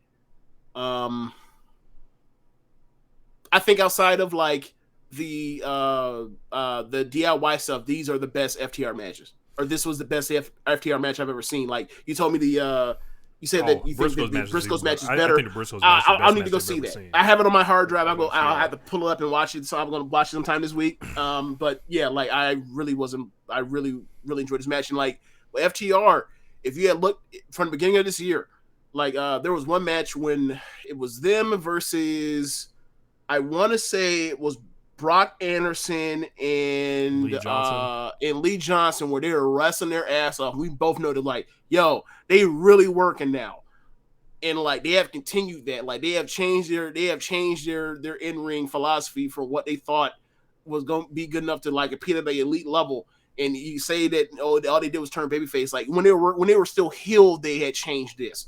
So like they have made an adjustment and realized that what they were doing was not good enough. Like so. And also, I would think people, I would advise people to not get worked by them as far as like, because like I think there was something coming into this match with the Bucks where people thought the Bucks were like gonna bury them. Like there was a reason like it took so long for this second match to happen. I'm like, that's fucking carny wrestling speak. Like people think this is like for real, like or whatever. So I guess if that helps them enjoy the match better, fine, whatever. But like it's not real. Like when you see like like when you see or you used to, at least now when they were heels, like you see Dax on Twitter like complaining about like the matchmaking and shit. Like that's a gimmick. Like bro, like after the Briscoes match, they were in the press conference with Tony Khan. They're both like hugging Tony Khan. Like bro, like they love what the fuck they're doing. Like don't let this like work you to that degree. Like look, feel free to get worked, but be aware of what's actually happening. Like and like I just laugh at the notion that the Bucks will have a problem losing to them or anyone for that matter. When all they did was spend like the first half of like the first like how many months of the company's from existence putting people over left and right. I don't know where it comes from. So like, if y'all want to get work to that degree, fine. But over here in reality, like we'll keep getting these. Like we don't have to worry about someone not wanting to lose to somebody and them doing a hour match with no falls or something. Like people were saying this is like this is a Bret Hart Shawn Michaels like style thing possibly with FTR. I believe I actually got a question from Floyd about that. I'm gonna pull it up right now. So he said, question for the show is FTR versus the Young Bucks and New Shawn versus Bret. And what happens if you love them both and think they're both generational tag teams? I would disagree with it being like a Shawn versus Bret thing because in one, like stylistically in the ring, right? Maybe you could say that, right? But I feel like like I don't feel like Bret Hart or Shawn Michaels was good at the things Bret Hart was good at, right? And vice versa. Like you're not going to see Bret Hart coming off the top rope or anything. I feel like the Bucks can taking crazy bumps left and right. Like the Bucks can do anything equally as well as faces as heel.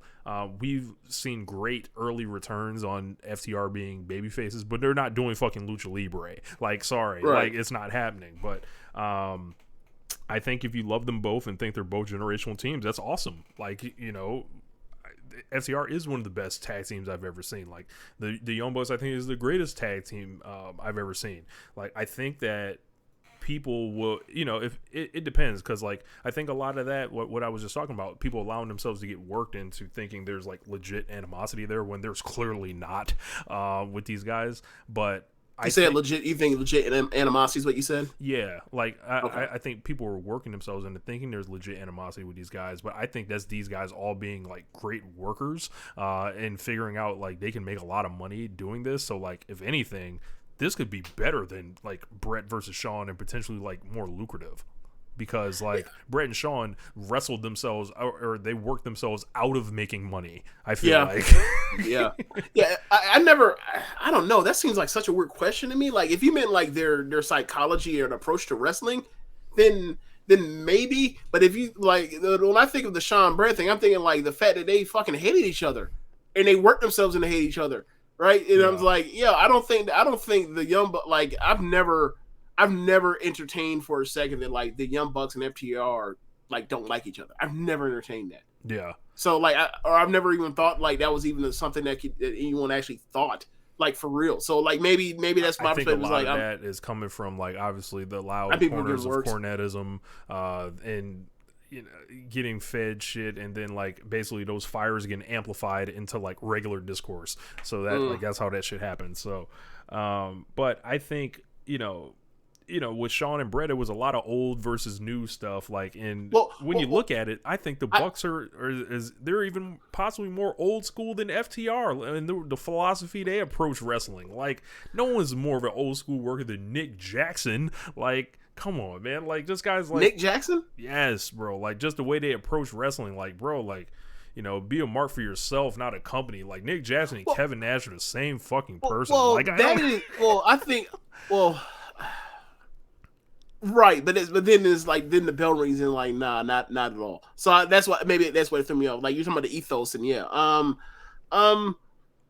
like the Bucks are about $1. Like I think that what the fuck is 50 cent? I think that people think like FTR are actually like you mentioned, like they're actually like they believe that the cornet like they do the real wrestling old school guys, and like because they used to masturbate to like the brain busters, like that's like that is actually like what they believe in. Like no, otherwise like why would they respect these dudes that they wrestle all the goddamn time? Why would they come to AEW and see what that tag team division is full of with a fucking flying dinosaur, right? That they want to wrestle those guys. Right, like if that's the case, and like when they want to wall themselves off and only want to wrestle like Moxley and Danielson and like Red Dragon, then no, they wrestle all them dudes. I think people have bought the fact that they're like annoying on Twitter, that they actually believe that bullshit. And like, quite frankly, for me, the thing that's annoying is like the part where it's like, I know you're full of shit. Can you please knock it off? Yeah, and it's like, bro, y'all are. y'all are You're just not as working new any, or at school. least I feel like you're not working anybody. In fact, you're just annoying me. Like, God, like, you're Look, so bad at this. I will say they probably are working some people. They're not working me with that. I'm like, yo, these guys are high pace, high spot wrestlers in their own right. Like, Mm-hmm.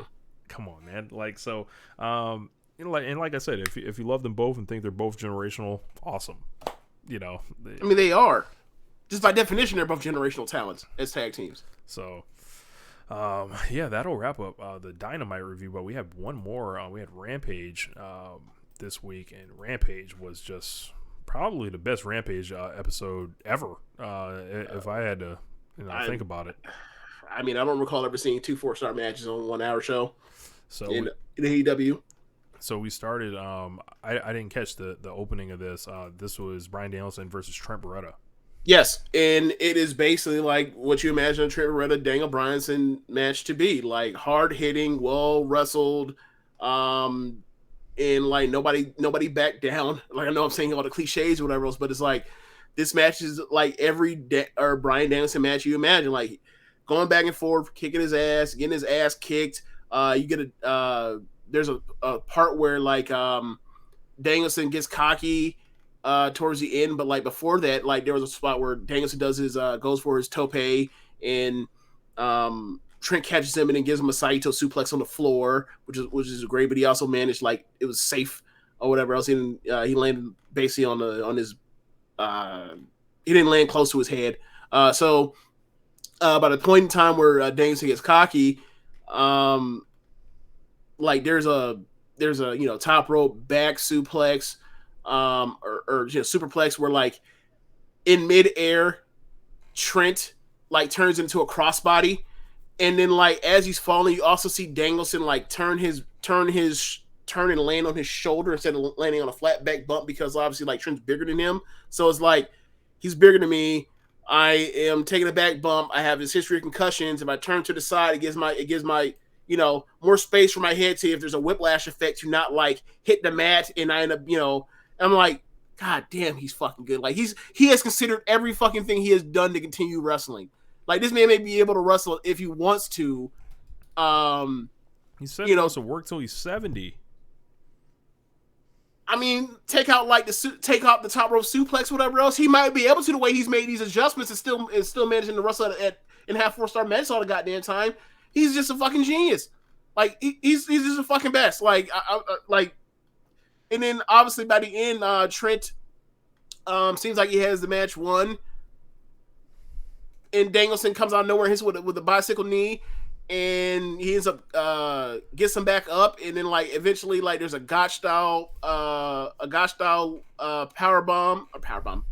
driver, and then he slaps on, because Danielson throughout the match is working over Trent's neck. Obviously, because like there's also a spot where Trent tries to puts Danielson through the steps, and he sidesteps and he goes into the neck first into the steps. At the end, after that gosh style power driver, he slaps on the label lock, and instead of just doing the crossface around the face, he does a neck crank, and like the ref stops it. And I was like, God damn, just damn. I'm so glad that he's like back to being fucking awesome all the time at every fucking match. Like when we first started, like watching that run in like 2012 through 13. God damn, he's good, man. Fuck. Like, just makes it more glaring, like what he was doing, the soulless work he was doing at points in WWE. But like, yeah, man, he so then like 4 stars, like it's just a clinic he put on, and Trent, Trent can have a great match with anybody. Like Trent's a good ass wrestler. Like he's one of them dudes who's like, I'll take 5 Trents or Sammy or Frankie Kazarians on any wrestling roster I have, because they're gonna go out there and they're gonna like have credibility over to an extent, and like nobody thinks that they don't belong in the ring with whoever, regardless of how big of a star it is, whatever else. They got themselves a chance. They'll probably lose, but they do have a chance. And yeah, he put them away, and like it was fun, and like the whole point was like, because of the Yuta and Danielson match from the week before, like Trent said, like, I'm going to, he beat the hell out of you. I'm going to beat Bryan or Danielson to like show you like that you turn your backs on Chucky and Orange as like they're like you think that like we can only take you to this level. I'll show you like there's another level we can get you to, even though you ain't got no faith in us because you're a shitty friend. Like it was all good. It was all good. There's like there may have been like some like there's gonna be a Trent Yuta match one day, and that shit is gonna be like it's gonna bang. It's gonna bang. Yeah. And like imagine like that shit. Imagine a Trent Beretta versus Willer Yuta match in WWE. You'd be like, the crowd wouldn't even give a flying fuck. Like this is a masterclass. Like this whole thing with Willer Yuta and then looping in now Beretta there and then Moxley and Danielson. It's like, yo, if we're trying to make a new wrestler that people care about, I couldn't have given a fuck about Willer Yuta. Like, that first time that Moxley squashed him, the progression, and we're going to talk about it in his match to come, but we'll just kick it to down there. But they did a promo segment with Scorpio Sky and Ethan Page. Scorpio Sky didn't really say much. Sammy, they said he got big boos in the building. This was a very heavily edited segment. There was a portion I heard that they had to cut out because Sammy was so frazzled, didn't really know what to say. They're getting booed big time, which was funny because like I think they came out during Dynamite during the taping to do the sign card gimmick, and they got pops or whatever when they came out. So I don't know if it was a case like once the Lambert thing started, it was like, hold on, what the fuck is all this? But whenever this program finishes, because it seems like they're walking in Cody's shoes here, still they've got to turn. Like they've got to turn. Like and I think like this is a great miscalculation. Like how this thing has worked out as far as like Sammy Guevara being over has never had a problem being over at any point in his career until now. I was talking to y'all about this the other day. Like I just think that like unless it is a will they want to thing as far as romance, like nobody wants it in wrestling. Like nobody like it's a hill move to be a couple on television unless like y'all are like getting together. Like once y'all are already together, we don't care. Why that is, I have some assumptions. People but miserable. I think a lot of it people be miserable. But also like the material is like just it's like think of what we just talked about with when we'll talk about further continuing to talk about like with the Willer Yuta, Trip Beretta, Best Friends, Blackpool, Combat Club, and think of the emotions and like the feelings that everybody has, whatever else, and like you can that's so I'm gonna say relatable, but like everybody understands like your friends getting to a certain point and then or you having friends and like what are you and then like what do you really want and it's and sometimes your friends aren't in your best interest for what you want to do, right? Like that's a part of growing in life, right? Like that is a universal thing. And I'm not saying that love isn't, because it absolutely is, but like you compare that to like Lambert coming out and calling or basically like slut shaming and whatever woman at whatever particular moment and getting over in front of these crowds because the crowds suck. And then like them has come out there and say some super lame ass joke. Like they were like, I forgot what it was. Something about miserable or whatever else in translation and what that means in Portuguese. Like, she was like, oh, that's easy. It's Dan Lambert. I was like, yo, that joke. There's no way y'all didn't know that joke wasn't going to fucking die. Like, y'all sitting them out there to get fucking destroyed. Like, what are y'all doing? And, like, there's also people that so in the movie industry, right?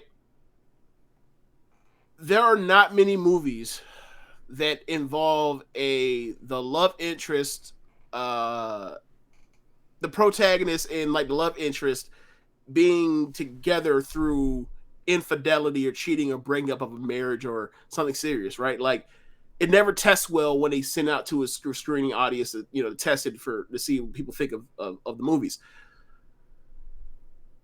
A lot of people remember that Sammy Guevara proposal shit and they're like, yo, what the fuck happened? Clearly there was some fuckery going on here. And a lot of people are holding that, whether it's said or not, people are holding that against this Sammy and Tay shit. And I'm not saying it's none of my business. I don't care. But what I will say is what I've always said. When you have a babyface act come out and get booed, I don't care if it's intentional. I don't care if it's over and gets a reaction. It fucking sucks to watch. So Yep. they I'm need to very go ahead high on this guy. Care about the trajectory of his career, and I feel really bad for him, for her. Like, she had never had a problem getting cheered before, and then this has just been a bad situation for them both. Like, this situation has been I think people are being unnecessarily hard on them, like for some of that stuff. I think I agree. But at the end of the day, it's like, well, what happens when, with the material they're given on screen, and then that shit is sucked too. So like, it's like, well, get to the match, like get Sammy in the ring. Like, what got Sammy Guevara over was not his promos. Like, it was him. That is true. Going nuts in the ring and being a human highlight reel and being crazy and all this other stuff. Like, they've got to wrap this shit up and then think about their next move. And if they really want to take this Be Mad thing, which I think that's out there for a reason, like they can really do something with that and turn themselves like into hot heels, and then eventually normalize, their reception essentially, because like we just sat through like Cody coming out here and not having the answers or whatever, and I don't think like. I hope Sammy isn't someone that's like, yo, I don't want to turn. I want to be a good guy right now. Hell like, no, he ain't got no choice. Yeah, Tony Khan told that man to turn. He gonna have to turn. Flip, period. Flip. Yeah. So like, I don't even understand why he entertained that shit with Cody. But yeah, like, I almost feel like they're being like, when are they going to get to this Paige Van Zant match? They can get it over with, because like, please get that shit over with and do it already. Because like, she's been around, and like, what are we waiting for? Like, are we waiting for like? She's in wrestling school now, so like. But about having her on TV already. I mean, she's doing the angles on TV, so right. But she's still in school, I guess. So, I would assume that they'd get that ready for Vegas, personally. So, UFC fighter, Vegas, so. And they're normally on International Fight Week too, that weekend. Or am I mistaken? I don't know when International Fight Week is. It's in sometime in the summer. Okay. Sometime in summer, like whatever month. Okay, here's how you know, right? You would know this. When does F4W normally take that trip to Vegas? Around then. Every year. Yeah. That's international. Okay. That's International Fight Week. That's how I remember it. Gotcha. So, Paige says he doesn't want his daughter to grow up like Ty Conti. He said a lot of other stuff too, but I just don't remember. Oh, he said they're a walking PR incident waiting to happen.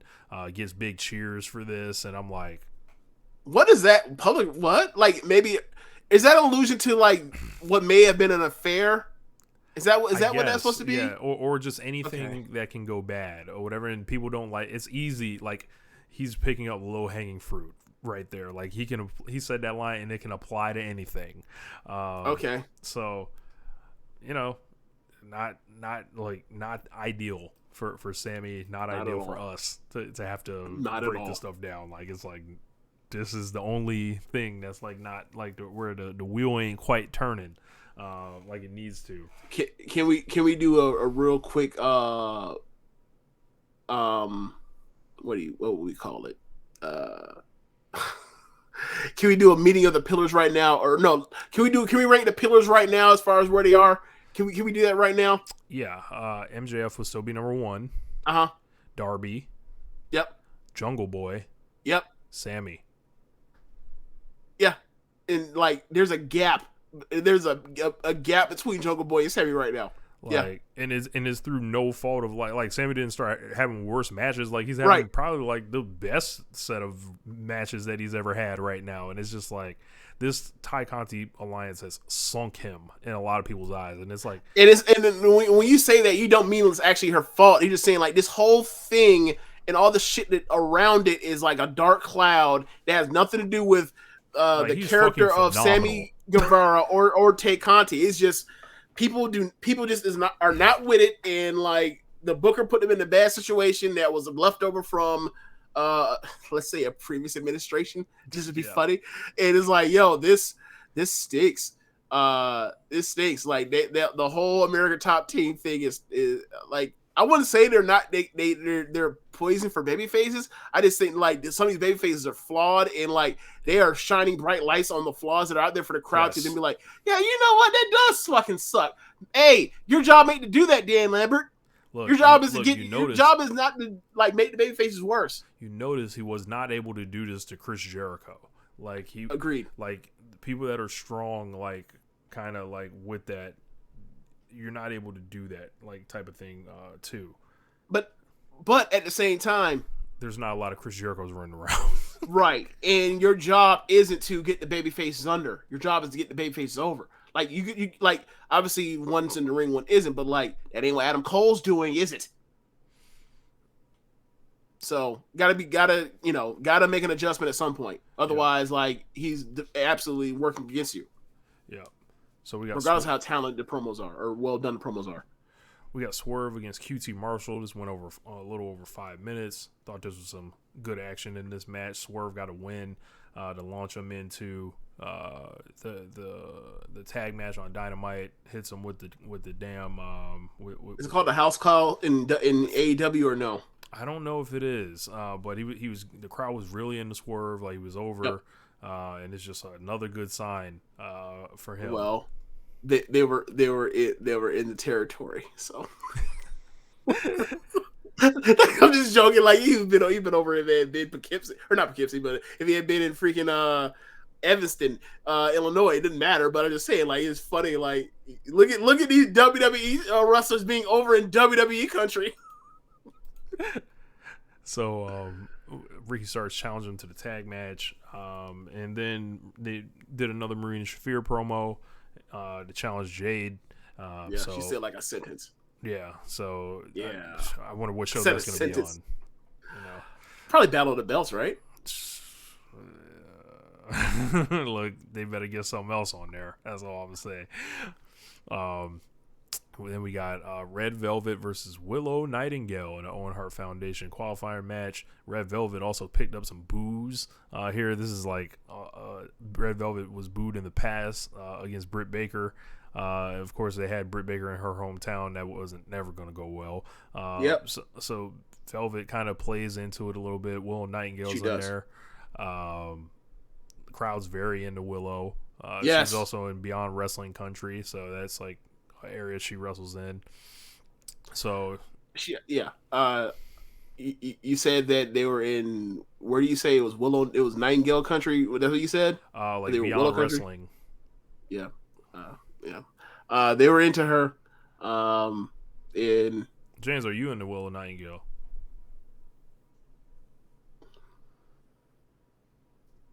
Yes. But but yeah, you're a fucking fool. But yeah, she.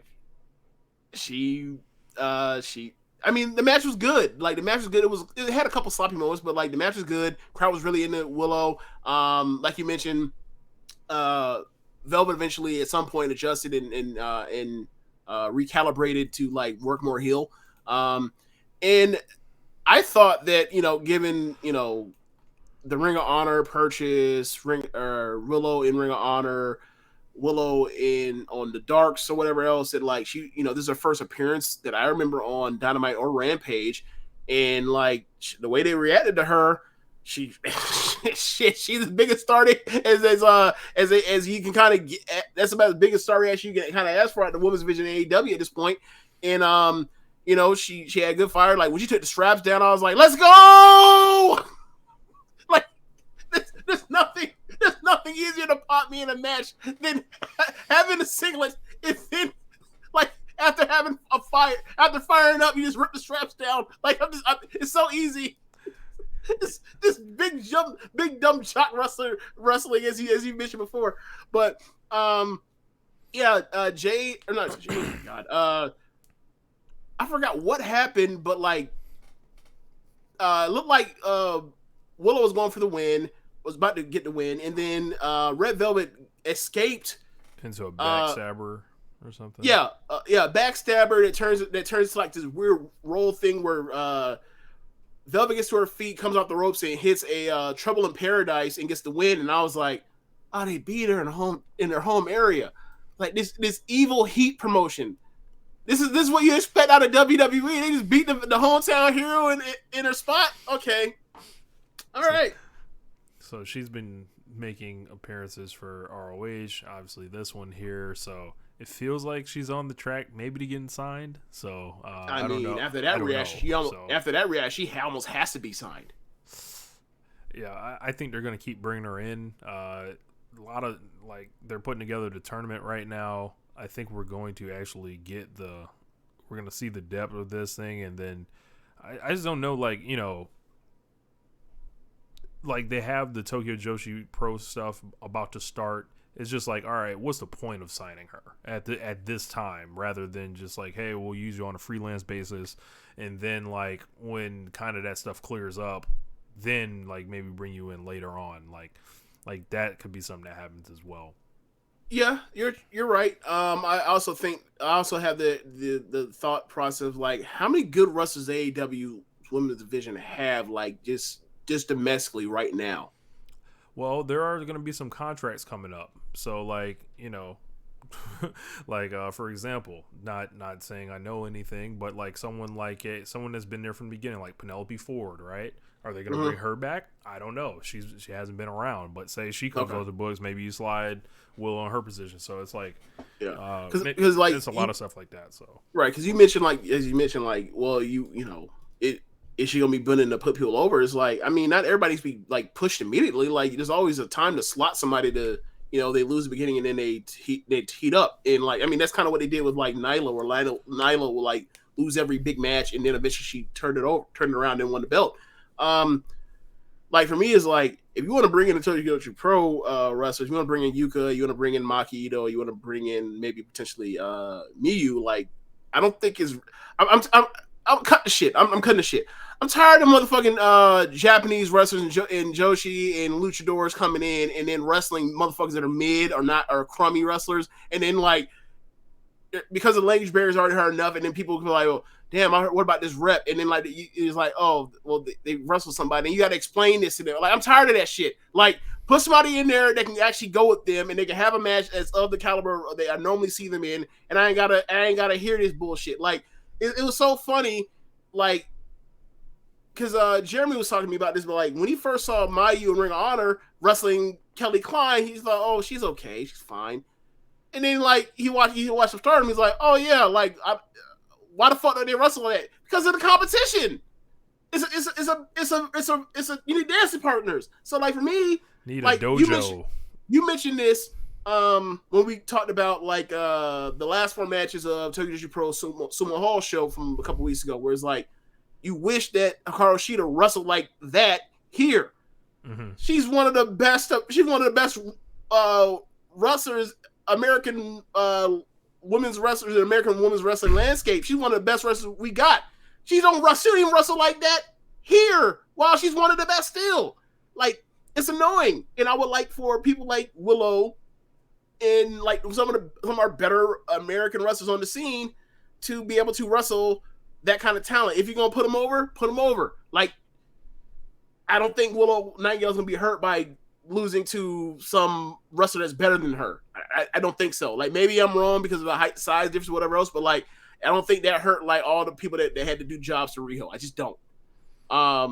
So I just think it's if you want this shit to actually get over, they gotta have good matches. This is a match promotion. I understand to an extent, it's a match promotion. Obviously, it's a storyline, the promo promotion, all that stuff. There's all the good wrestling stuff. But one of the ways is have really good matches and you'll be over. And this match was good. And I would like to see more Willow. I would like to see more Red Velvet. I thought both of them. I've talked about Red Velvet before. I think that she's very good. So I'm not upset that she won. Or upset's not the right word. I wasn't damn, this is a bad decision. I was just They beat this person that was over in their hometown. They had a good match.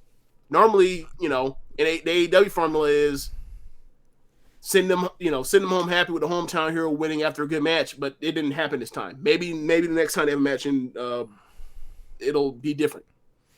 Yep. So after that, they announced Samoa Joe versus Minoru Suzuki for casually for the ROH TV title. They then interviewed Tony Nese. He was interrupted by Smart Mark Sterling, who offered Nese representation. I like it because that could be Tony Nese coming into the Pinnacle. He's from Long Island. Yeah. Like he can work for MJF and take losses and be an awesome wrestler. Like on the bottom of that shit. Like bring in Tony Nese. I'm always about the Nese. So and Sterling doing the talking for Tony Nese, that works. And then Jon Moxley versus Wheeler Yuta, 12 minutes, 25 seconds. Wheeler Yuta came out with the ROH Pure Championship over his shoulder. Moxley does a wild thing entrance. Catches a dive immediately from Wheeler Yuta, and it's fucking on from there. Like, this is a main event style match. This is a meeting of equals at this point. These guys whooped each other. Yuta bled buckets. Crowd went fucking insane for him. This was a high level match. This was just like full of just like, I felt like the screen like, I don't know, man. This was like, it pulls you in. Yeah, this match is great, and like with the curb stomp deal on the steel steps, the blood, the way he had the crimson mask, like he's bleeding all over the mat on the outside on the floor. The dive through the table, the ring announcer table, the scorekeeper's table, whatever you want to call it, off the top rope. A lot of like what I would like to call like Walterism, where like Walter will just like beat the shit out of you, and like you kick, and then like he immediately goes to everybody. There's a lot of Japanese wrestlers that do this, where it's like hit you with a move, you kick. All right, fuck this. I'm not even going to try and get you up to hit you with another move where you basically escape. I'm just going to slap you with a choke. But and then making the ropes and then escaping out, and like it was just a great match. It was a great like 13, 14-minute match. The blood added to the match. This is one of the matches where like I will give them credit for saying that the blood added to it and the amount of blood added to it. And like, he kicks out of one paradigm shift, and that got a big pop. And then, like, it continued through, and it looks like this match is definitely won. And then he does the slow, weak kick out. The crowd lost his shit for that. I yelled out, "Holy shit!" or "Oh shit!" And like that for me, I think that was kick out of the year so far for me. And then he slaps out, puts him in a sleeper, and then like obviously, early in the match, like he had got him in a sleeper or a bully choke, and like he teased if he's going to tap. I was like, "Nah, don't tap. Don't do that." I was like, pass out. I was like, the be a man memes. I was like, pass out, like pass out and almost die. Be a man. Yes. Be like Tam Nakano. Don't tap out. Stupid. So anyway, once he passed out, I was like, job done. He did everything he needed to do. This was great. Moxley is one of Moxley's best matches I've ever saw, singles matches. We're just saying something because like, he's had a number of great singles matches like since he went through the G1 and then through the stuff with Omega and other people like Danielson. So I super impressed by Wheeler Yuta. Like showed all this heart, and then like at the end, like I love this, the post match. Like after he kicked out of the second paradigm shift, Moxley does the WWE bugged out eyes. Like, I can't fucking believe someone kicked out, which was appropriate this time. He had fucking murdered this dude. So at the end of the match, Moxley goes to the corner in like disbelief, like I gotta get away from this fucking guy. And this motherfucker kept rising like Terminator. And in come Danielson, in come Regal, and like Danielson and Regal look like they wanted to give him some, and Wheeler Yuta's like, come on, I'll take more. I'll fight you. I'll fight every last one of y'all in here. I don't give a shit. So he was on his Riley Cooper almost. I was about to make a Riley Cooper joke. I left it alone. But yeah, you already peeped what I was going for. The crowd is chanting, shake his hand. They do the handshake. They're into it. I think they also shook. I think he also shook Danielson's hands. And then, like at the end, you hear, obviously it was a mic, but you can hear from the camera. You can hear Mike say, and now like the real work begins. And it's like, and he put BCC on his chest in his own yes, he did. blood. Yes, he did. Yes, he did. I forgot about that part. Yeah, it was great. It felt like I was watching like just this major story unfold here. So I want to ask you this. I want to ask you this, Rich. Like, should we wait now or should we already call the nomination?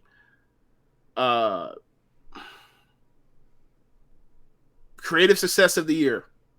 Blackpool Combat Club. Oh, write it in blood, baby. Yeah, I fucking love this.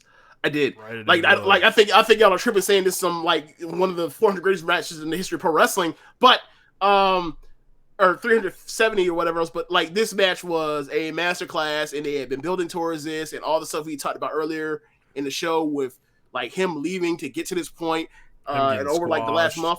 Yeah, him getting squashed and him fighting better in the tag match, and then the singles match with Danielson, and then this, and like, you know, the slap with Regal and all that stuff to build this, and then also what you know is ahead for like what's gonna happen with him and Trent, and how that shit's gonna break bad, and how, you know, they're gonna be thumping, and like, you know, Trent's gonna be so pissed at this point, and, you know, him and Chuck might end up fighting. Like, this thing is gonna be, you know, obviously, you know, we'll see what happens with Orange casting his shoulder, but like this could be like the most important storyline like the Best Friends ever has in AEW. Yeah, and that's saying something, considering like, you know, they had the backlock brawl or whatever, that was huge, and all that kind of stuff. So yeah, I think this thing has already started off with Regal and everything coming in like better than I thought it was ever going to show up, and like it's already one of the better things they've ever done in AEW, and that's high praise. Like, I love this. Yeah, this was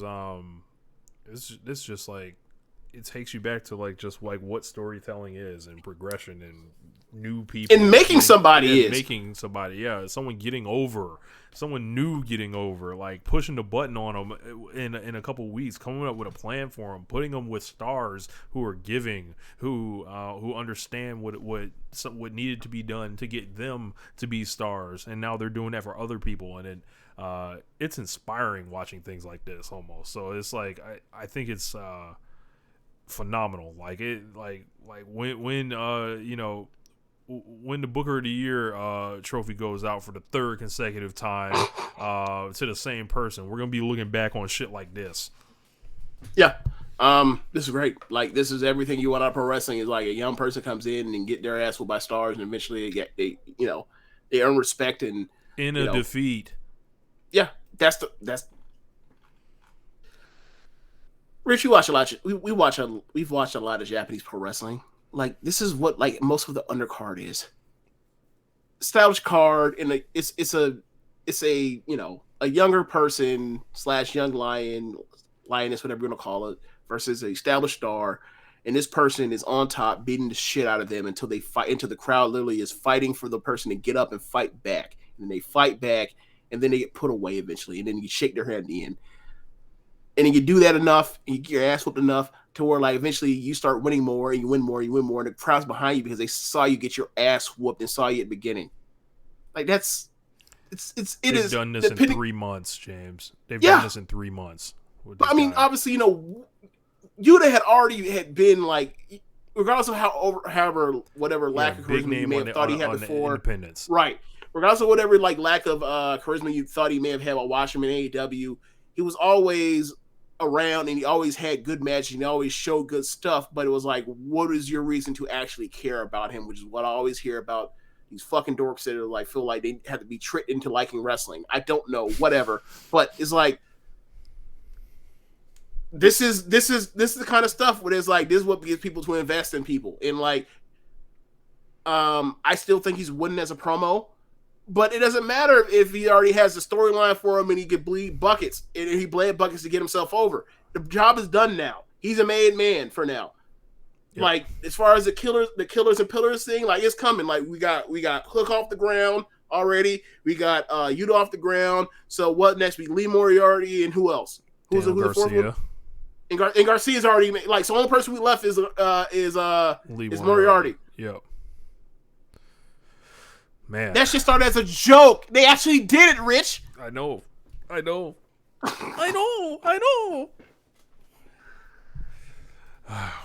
Yeah. This shit started as a cute little meme. Like, so did the Pillars. The Pillars started as a cute little meme, and then it happened. Yep. And now the Killer started as a cute little meme, and now it's happening. Amazing. Yep. Incredible. What will be next? Never know. But yeah, man. I guess there's only that's all we got on AEW these past 2 weeks. Phenomenal shows. Can't wait for the rest of them. Can't wait for the New Orleans show. Eager to see how that arena looks on television. They've been waiting to go there.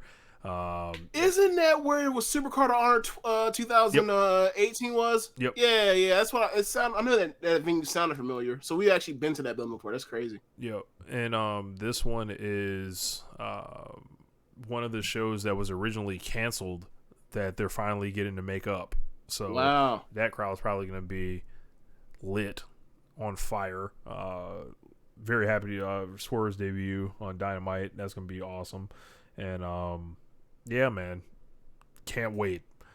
But I guess there's only one thing left to do, James. I guess you just gotta hit the music.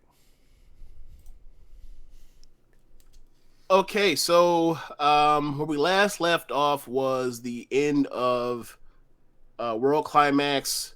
Shuri defended her red belt 2 nights in a row. Saya Kamatani defended her white belt 2 nights in a row. Momo and Starlight Kid are new crowned tag team champions. And we go to the next week after that is the first round of the Cinderella Tournament. And we start off with that pretty much. The first night, man, like not AEW, my God, Stardom is like doing this thing that I'm finding annoying where like they, Sumo Hall Saturday, Sumo Hall Sunday, both pay-per-views. Okay. I don't love it. It's not bundled as a package for a discount. Don't love it, but whatever, fine. The very next week, they offer the first round of a tournament as a pay-per-view that has like, it's a 31-person tournament, so that's 15 matches. Or it turned out to be 16 because like they put the first match of the second round on the show. So it's like, you think I'm about to watch you think I'm about to watch a 16-match pay-per-view that's like knowing the history of Cinderella tournaments where it's like, y'all, these matches are generally crummy compared to what the normal standard is for a Stardom singles match. Nah, not doing it. So this is like the first Stardom pay-per-view where I just like, not buying it. Just not doing it. They finally broke you. Yeah, not doing it. They've gone too much. 3 pay-per-views in 2 weekends? Fuck no. Like, what are you, TNA? Is Jarrett running it now? That is a lot. Look, never underestimate Jeff Jarrett and now, his reach. That'd be one thing if, like, okay, they're going to have title matches. I remember last year telling you, like, last year was the first year they didn't do the Cinderella tournament all in one night. And they did the first round, and I think it was in Korakuen Hall, and then, like, the subsequent rounds on the road 2-level shows, and then had the semifinal, the 2 semifinals and the final all on one pay-per-view. I remember saying to you, like, I don't necessarily like Cinderella tournament anyway to begin with, but when you just put just the first round on, and then like the last match ends, you like, okay, well, this is what we got going forward. Good night, goodbye. Nobody wants shit. Hello. It felt anticlimactic. I like after that. I remember that I was like, I'll be damn. I spent $50 on this. No, knock against them, but nah, not doing it. Just not. But they came out and they had a players' entrance very similar to what they did at the Grand Prix. Showed everybody, called out their names. They did posing on the ramp.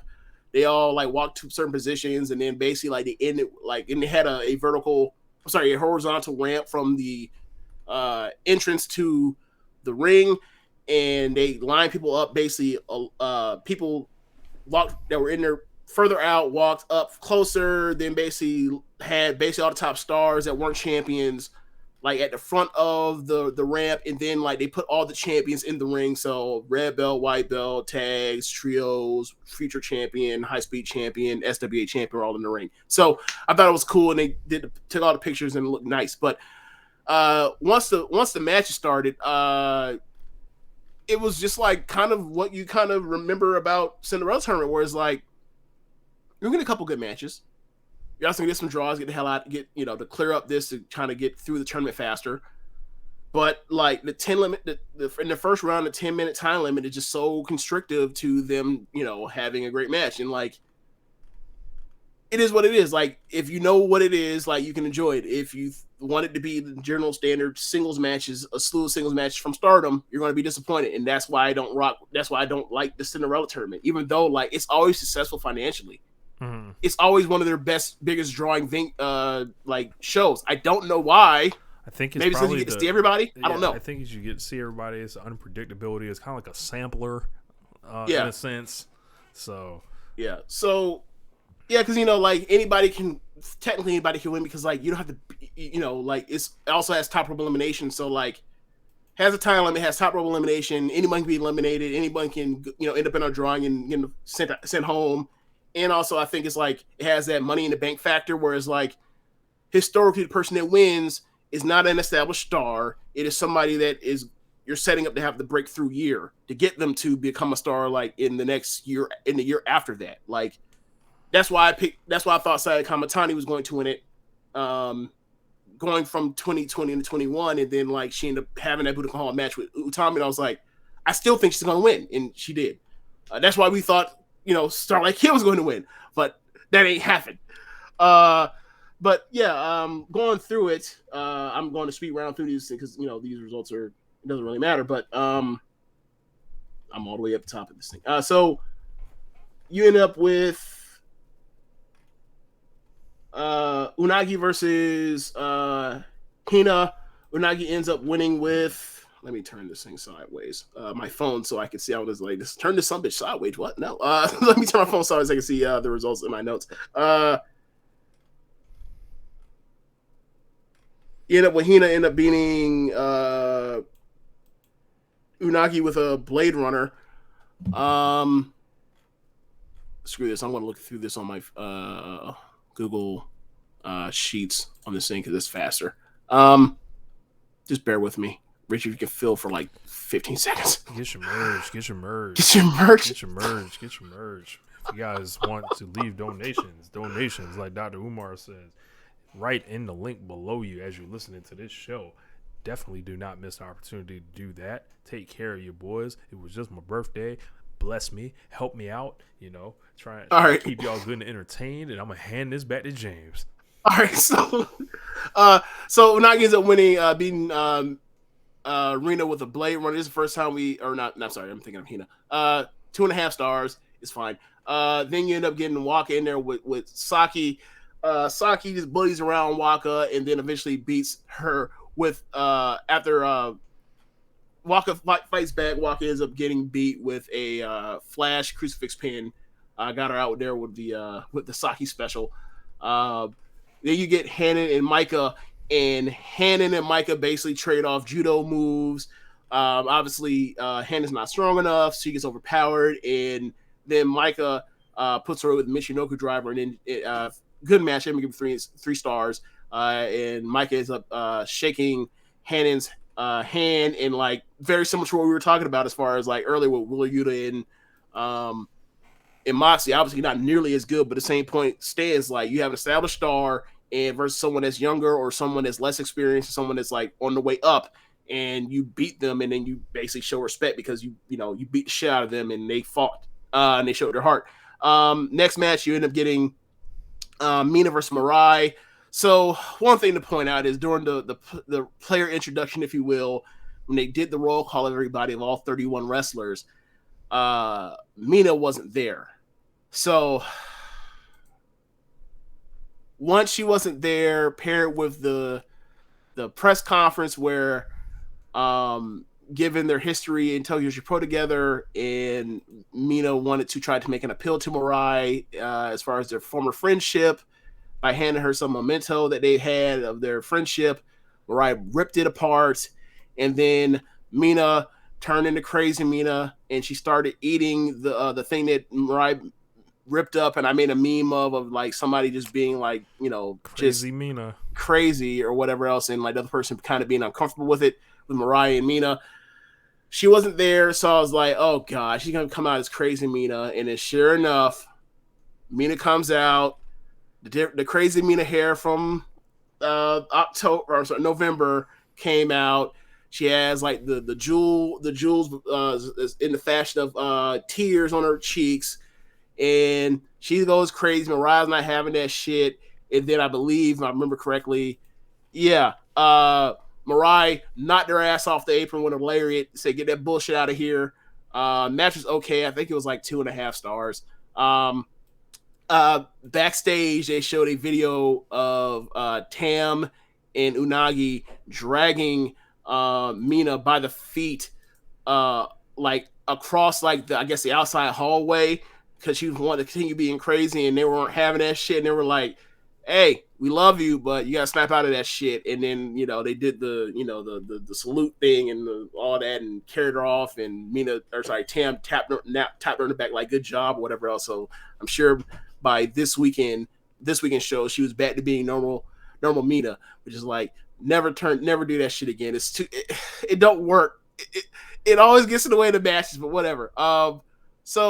Next match after that, you end up getting Mayu versus Momo Kogo. Mayu was damn impressive beating the shit out of this woman. I ended up giving it a 2 for a short amount of time. It was like 2 3/4. She like gave her like a like that snap. Remember when Mayu gave Starlight Kid that snap at the Grand Prix, base like the snap dragon suplex for bridge and pinned her. Same thing, got her out of there. Then you end up getting like the match where it's like anyone could win, like two people that could possibly win the tournament or face each other. You get Natsupoi versus Starlight Kid, very good match. Probably like 6 minutes. I ended up giving like 3 1/4, but it's like 6 minutes, so it shows you how good the match actually was. And then in the end, they end up on the apron. Tai's trying to cheat, trying to pull Natsupoi off the apron. Ref tells him to knock it off. Starlight Kid has control, but they're both on the apron. Natsupoi basically like almost like body hurricane Rana's Kid off the apron to the floor and gets throws out our favorite to win the tournament. And I was like, you know what? I'm not even mad because it's Natsupoi. Not even mad.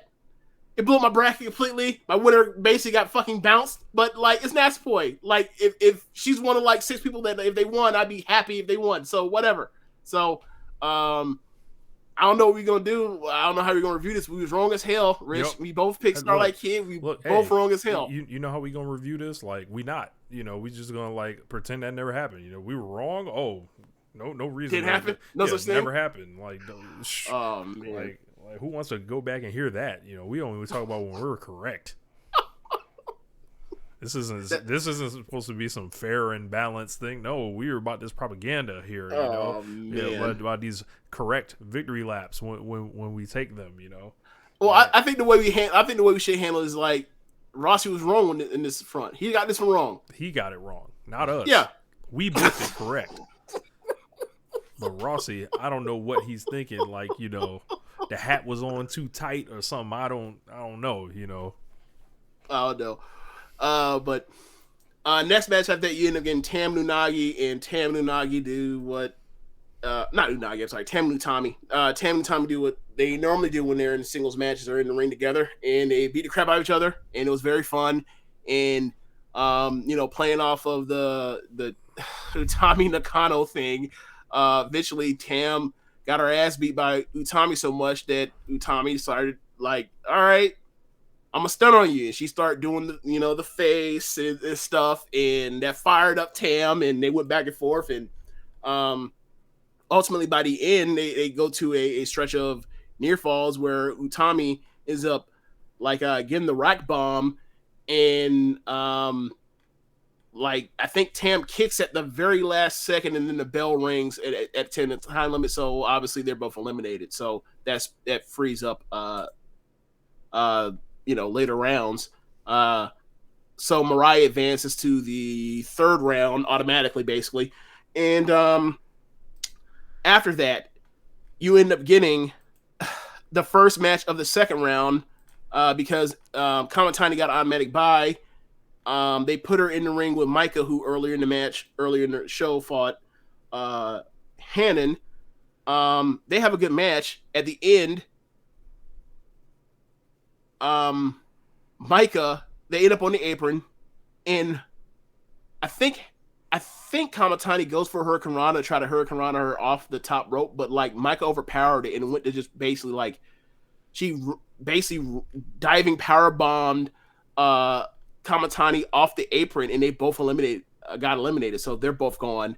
And I was like, so then from there, Micah says she wants a match for Kamatani's white belt.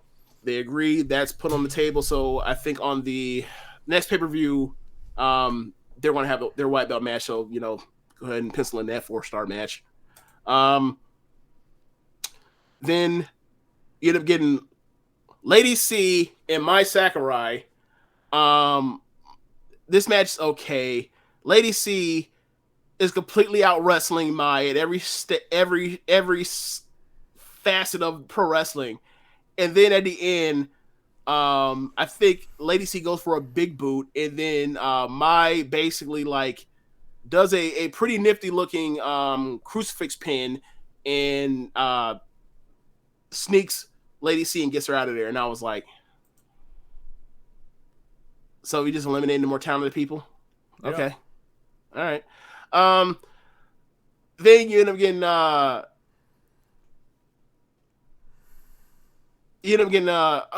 okay, I know what I did. I put Hina and Rina and mixed them up, and I actually wrote both of them as Rina, where Hina was fun. I fought Unagi earlier, and I said that was Rina, but it was Hina. Anyway, this was Rina and Ida, and basically Ida beat up Rina and then pinned her with her flash pin and got out of there. She advances. Next round is Ida versus Mai. So like Mai better not beat Ida. I'll be damned. Then you get Kaguma and Death. They basically had a comedy high speed match at the end. Yes, at the end you get Kaguma is about to get O'Connor rolled, but Kaguma at the last second reverses the O'Connor roll and ends up on top and gets Death out of there with the pin. Then you get Himeka versus what? Himeka versus no, that'll be the next round. Oh. Himeka versus Roaka. So they basically, shoulder tackles, hoss wrestling. At the end, you end up getting Himeka finishing Kaguma with a big running lariat. I gotta say, like, I don't like Roaka versus most people. I do enjoy when her and Himeka in the ring because all they do is just run into each other and shoulder tackle each other and sell and no sell, and it's fun. So next match after that, you end up getting Miyu Amasaki versus Suzuki. Now, it seems as if Suzuki has some help in Miyu Amasaki's training. She's a second Mayu trainee. Obviously, when Suzuki came back, Suzuki helped train Ida. So I'm assuming when she came back, she wanted to help that as well. And they talked about like some of the meetings or some of the training sessions they had early on Twitter and everything. And they had a good match. It's 3 stars. Suzuki gave her a lot. And at the end, Suzuki ended up putting her away with a brutalizer. It was very much similar to like, you fight from underneath, I beat the shit out of you, you keep fighting. I'm slapping on the finisher, you escape that finisher, and then like I'll turn on the brutalizer from Springs of Saturn to a brutalizer, and you have no choice but to tap. She tapped, they shook hands after that, and they walked off. Then you end up getting Juliet and Tekla, I want to see them have a real pay-per-view level, third from the top, fourth from the top pay-per-view match, because this was 3 1/4, and they only went like they had a 10-minute time limit. I thought they could have a great match. They were great together. Obviously, they're friends, and that helps, but they're really good together. And Julie ends up at the end. She ends up winning with a pin reversal that after Tekla ends up getting a flash pin, Julia ends up coming out on top and reversing it. But yeah, like they're going to be a tag team. They're the next challenge for the tag team titles. They're really good together. I think they'll make a great tag team going forward now that Shuri and Julia are no longer tag team partners. Then it's my main event, Azumi versus Momo. I think this is like the 6th or 7th singles match between Azumi and Momo ever. Azumi had never beat her before. We're given like 6 minutes here. I give this 3 1/4. They were great. Azumi, I don't know how Azumi keeps getting better, but like even from a 4 3/4 star match a couple months ago, I don't know how she's somehow still getting better. She's on fire. Like they're great together. One day they're gonna have some all-time match. Momo and Azumi when it happens, like it's gonna be awesome. But here Azumi ends up getting the win. I think there was some interference. I think there was some interference at some point, but like short, little, small interference. That's the thing I like about Starlight Kid and Momo's matches and Oedo Tai. Like they give you just enough for like a near fall, and then like that's the end of it. They don't keep going back. It's not House of Torture where they're just beating you over the head. That like they don't give a fuck about this even being a match. This is a theater act. But Azumi's getting a big win over Momo. First time ever. You had picked Azumi to make it to the final, so that's still alive. So you got that. But next round she faces Suzuki, so we're gonna see. Like this comes down to like, so whoever loses that match, like both our finalists will be out between, because I picked Suzuki and Starlight Kid, you picked Azumi and Starlight Kid. So like whoever loses that match, like finalist is gone. So best of luck, Rich. Yeah. And then the main event, Shuri versus Ami Saray, the newest addition to Stardom. Gotta say, Ami Saray. Hold on, we gotta do the joint. Yeah, so they figured that out like after this show, but yeah. How do I say this? Rich, you've seen a few. Okay. I don't think anybody throws chops in Joshi harder than Ami except for Nanae Takahashi. Wow. Yeah. That I've seen anyway. Maybe there's somebody out there that I just haven't seen, but like in modern Joshi, I don't think anyone throws chops harder than her except for Nanae. She's lining up Shuri's chest. Ultimately, Shuri ends up overcoming because she's the best. And she ends up putting her away with I can't remember the submission, but it wasn't like her. I can't remember the name of the submission. I forgot what it was, but she ends up making Ami tap. But it was a good match. Give it 3 stars. It probably went like 8 minutes, something like that, maybe 9. But it reminded me in ways of the Mirai match, which is interesting because like after this, Mirai comes out and she says that like she was moved by the match in a way to where like she wants to leave Donald Amando and she wants to join the new faction, which at that point they announced right before she came out that it's called God's Eye. Yeah, God's Eye. So she wants to join GE, and Shuri said sure. Now backstage, at the post match comments, those three are together. I feel like Julia ain't gonna take too kind to this. She did not. What did she? Anyway, expect Julia to be like, I respect your wishes. The best of luck in your career, and unfortunately you couldn't stay with me. You just have an awesome life. Just let you go like free this bird to fly like that. That's not how it went. Right. And also, no, it did not go that way. And also in like classic Hill fashion, like after she did that to Tam and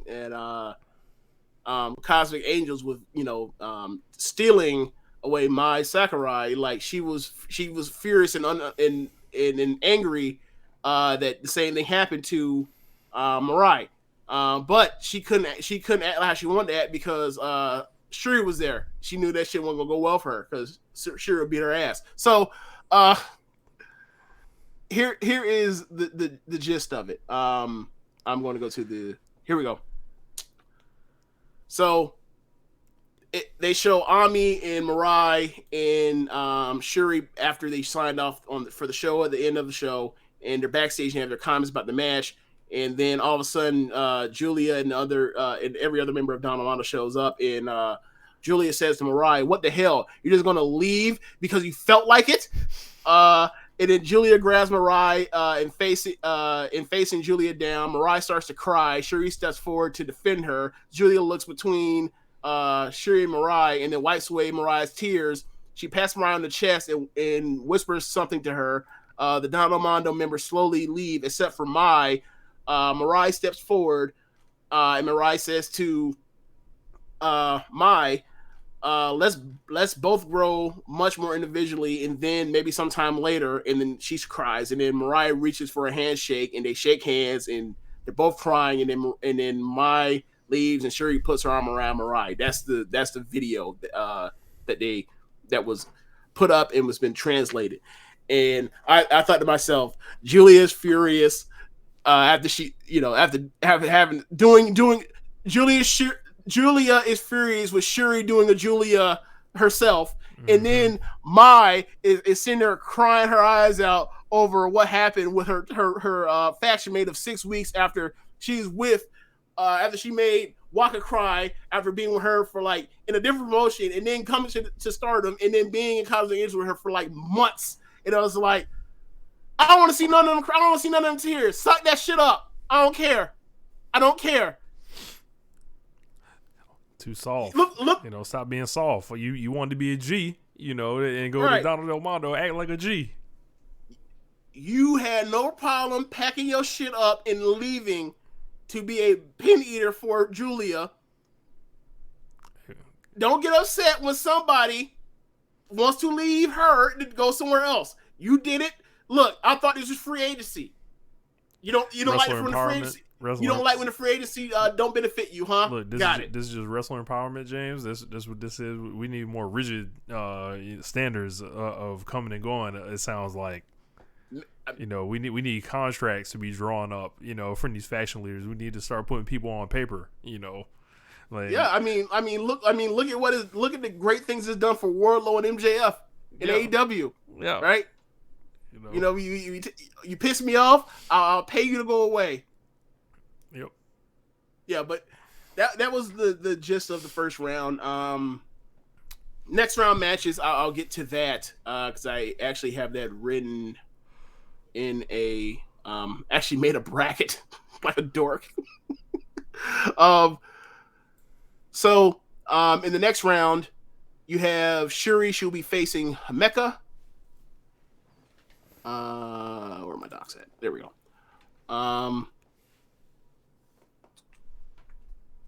I sent it to you, didn't I? Yes. I have it in sheets. That's where it is.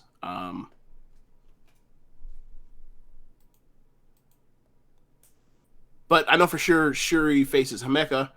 There we go. Shuri faces Himeka in the next round. Then you also have Hazuki versus Azumi, as you mentioned. You have Julia versus Kaguma. Julia versus Kaguma in the Grand Prix last year was very good. I believe. Yeah. Kaguma actually beat Julia to then get a title shot between her and Mayu versus Shuri and Julia. So they have a history. You got Ida versus Mai Sakurai, where I want Ida to drop Mai on her fucking head with that spinning brainbuster. And then on the other side of the bracket, you have Natsupoi versus Unagi, and that match should be interesting because like either one of these two could win this tournament. Then you have Mayu versus Saki, where like Mayu just on upset alert because like she always ends up losing in these tournaments too. Some reason she just can't. Yeah, Saki always get her out of there. The skill don't quite translate in the Cinderella tournament. I just don't understand why. Yeah.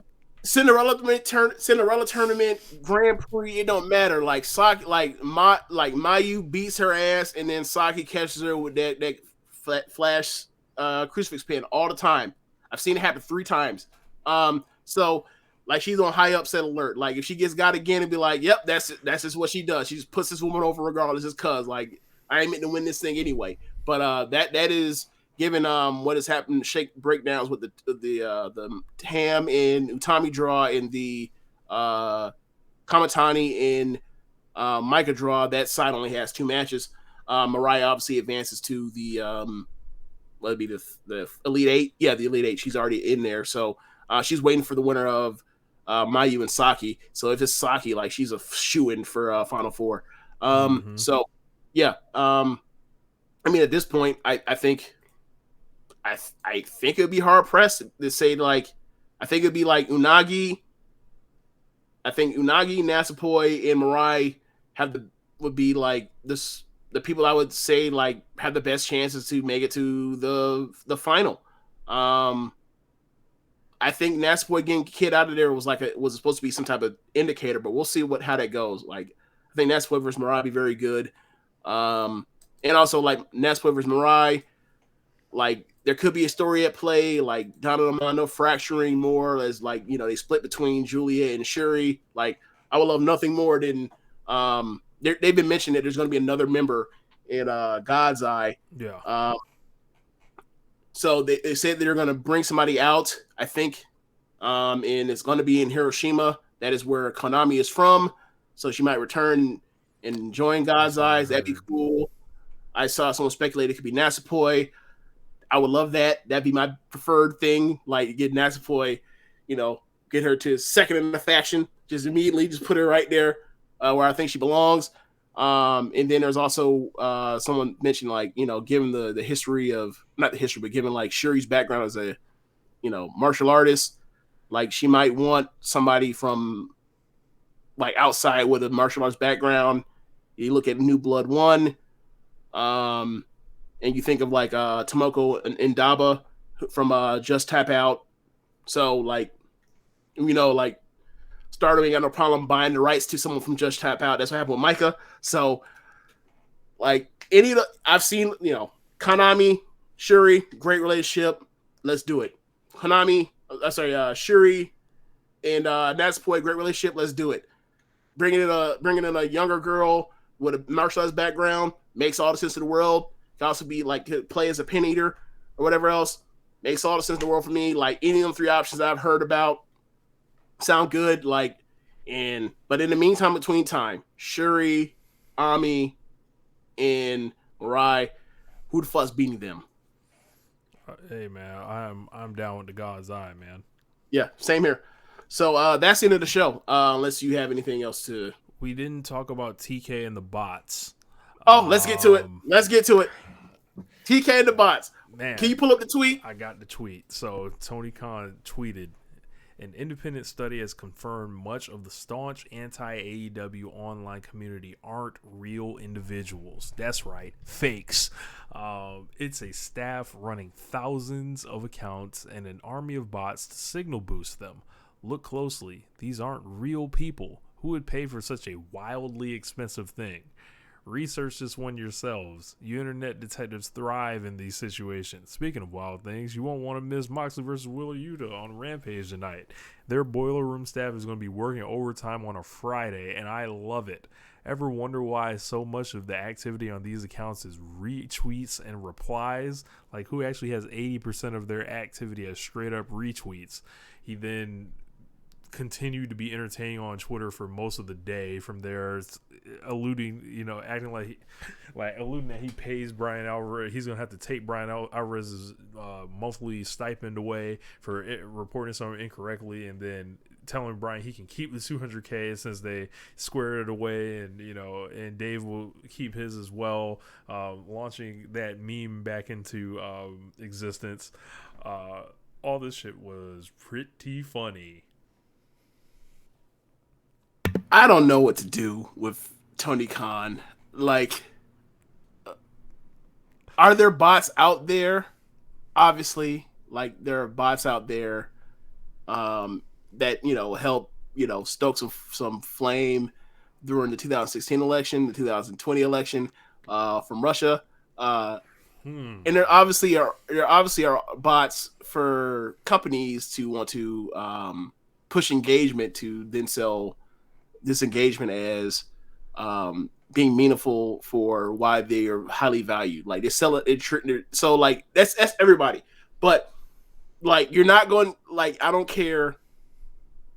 I do not care how big of a WWE fan or supporter or apologist you are. There is no way. I don't care. I could talk to Vince McMahon myself. There's no way in fuck he could convince me face to face that like there is not. He is not paid for bots to help engagement for online. Like I think you have to be like I don't know what the level of naivety it would take for you to think that like nah he has never or they have never done that. Of course they've done that. Like, Not because it's them, but because like come from. right.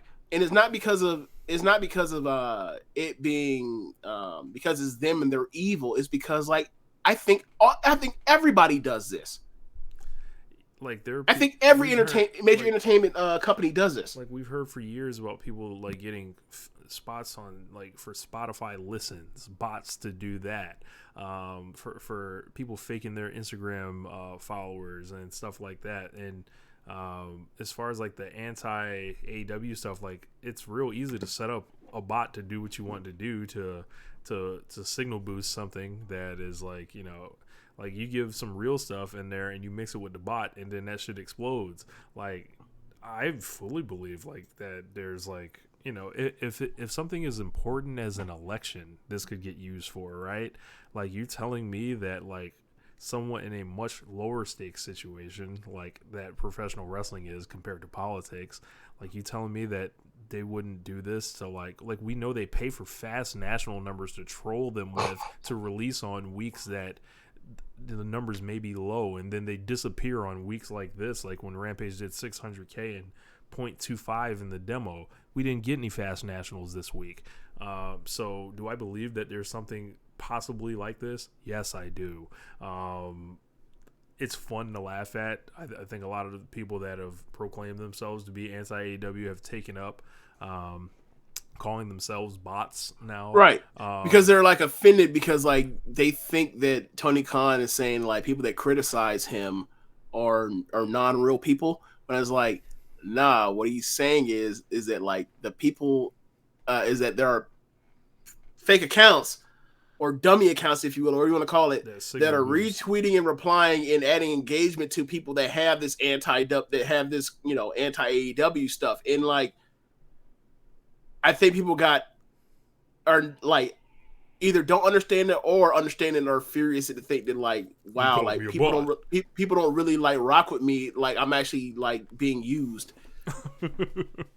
And like I like look man, like I think if you're online, I feel like if you're we've seen people run the anti-AEW grift. Like it's an easy way to try to get an audience. Like like if you're like, yo, I'm not even gonna name no accounts to signal boost anyone, but there are accounts that have like made their thing. Oh, what's working for Jim Cornette? All right, I'm gonna just do that. I'll set up a botch page. I'll set up a bunch of different ones to retweet each other. I'll clip stuff out of context. Like we've seen all these people do these things. Yeah, and it was just funny seeing like all the hit dogs holler. Yes. It was really fun. And I was just like, because one for me is like, I'm not anti WWE. I'm anti like stuff I think is crummy, right? Like when NXT is like, I'm not one of those people that think like NXT is completely different from WWE. It's like, nah, they were more or less doing like a version, indie version of what WWE would do, right? But whatever. Like when they come out here and they have like the night ones or Becky Bianca's, I praise them like you just heard me the week before. Like when they're out here and they do like lame matches like Ronda in Charlotte, then I'm going to say that shit sucked. And unfortunately, like they have a bad ratio right now. Like and I always hope it turns around. Like the reason why we review these pay-per-views, I can't drag you almost kicking and screaming to do these reviews every month. Because like, there's no reason why they can't have a good show. I just saw them have a good WrestleMania night. Like, there's no reason why they can't be what they do on pay-per-view. They just don't because they got someone that's fucking up their storylines left and right. Who's the head booker, which stinks. But yeah, like, so people that were mad is like, at first I was like, my initial reaction was to be like, yeah, I think I'm gonna need to hop off of here because I don't want to see none of this shit. They ain't gonna like how he reacts. They're not gonna react fond to this. And I was like, I don't know how. And then like I saw them all call themselves bosses. Like, oh, you misunderstood what he was saying. Okay, I'm in. Like y'all are just so mad y'all didn't even realize what he was saying. Okay, I'm in here. So like, what were your favorite things that you saw? Oh man, them calling themselves bots or more? I think the whole thing with them calling themselves bots, people proclaiming that they are anti-AEW openly now, at least like they're willing to put their name on it they told themselves to be offended by this or whatever. These people that swear up and down, they're just like, oh, they don't even care about AEW or anything like this. It's like, it's just funny. You care enough to apparently consider yourself to be anti. That's weird. Yeah, that's weird. Yeah. I like pro wrestling. I'm anti a pro wrestling promotion. Okay. Yeah. What did they do? They didn't do wrestling that I like. All right. I mean, I can somewhat understand it. Like, I mean, there's a lot of stuff. Mean things, They keep talking about the wrestling that I watch being bad. Oh, so they're working? They're actually like friends with most of the people that are on this roster? Okay. Yeah. Right. There's just, I think the funniest thing about it was some of that stuff with Dave and Bryan, that Bryan was talking about it, and then Tony Khan replying to Bryan Alvarez about like docking his pay and shit like that, and it was all like kind of to promote Rampage, it seemed like. Yes, and it was. The whole thing was like Tony Khan can tweet anything and then just make it 10 times funnier by saying Rampage tonight at the end of it. Like, well, the first time he did that shit, that's what got him in trouble, because it's like, oh, you want to say this about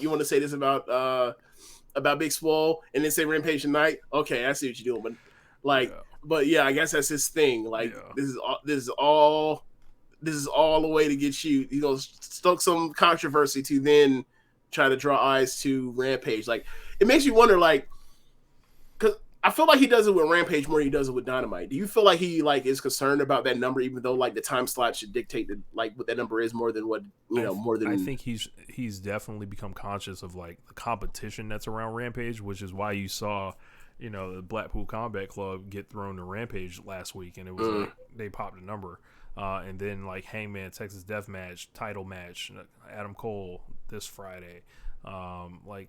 They are conscious of like the heavy competition that was around. The playoffs are about to start. They're like, yo, we have no like room to sink because we're constantly reproving our value every week. It feels like just in time to have like no weeks, when it's time to get that next TV deal. And there's like a merger going on with like Discovery and Time Warner. There's a lot of stuff like in the air. So I think he's just trying to make sure every week is as solid as possible and really start using Rampage in the way that, I think a lot of people envision Rampage to be used. I think it's still like, for like when usually it's like 1 hour, it's like a breeze to watch every week or whatever. And it's really enjoyable. That time slot is difficult to deal with. And now this next coming week, I believe Rampage is at 7 p.m. and it's live, so like it's even being like even more. So it's like I think he is conscious of that, like Rampage needing like the promotion and the matches. Yeah. So speaking of that, I looked it up. We were talking about where Rampage and the Battle of the Belts. Rampage and Battle of the Belts are one taping. Okay. Yeah. So yeah, that's all one taping. So that explains why it's going on at 7. They'll do, Rampage, then do Battle of Belts after that. Then they'll air it, I assume, the next day. Hey, so. and I saw like people like doing screenshots of different things that look like tweets that have come from bots, like that were like promoting like WWE stuff. So like it is like a lot of Roman Reigns avatars, like just You see a lot of like this, almost like the same exact tweet verbatim. yes, That are like, and it's not like some one sentence thing. It's like almost like three sentences, and it's like a verbatim. It's grammatical like, error in one of them, and like that's all the same. It's wild. yeah. I mean, whatever. Like we knew this stuff existed. We always knew this existed, but the fact that like this dork verbalized it, it's just like, what? Oh Bro, no! and he did. Oh He no! ran like an independent study or whatever. Like, and a lot of people thought at first that He was gonna say it on air. They thought his company did it because he's an analytics guy or whatever. Yeah. It was like a different company. So like, I am waiting for the day he drops the documents just to see him scramble even further. It's like, deny this hard evidence. Rich, do you remember? It's gonna be incredible whenever he puts that out. Check this out. I know you remember this. Do you remember the day we were all over at my cousin Alex's house, and me, you, and him all were like sitting.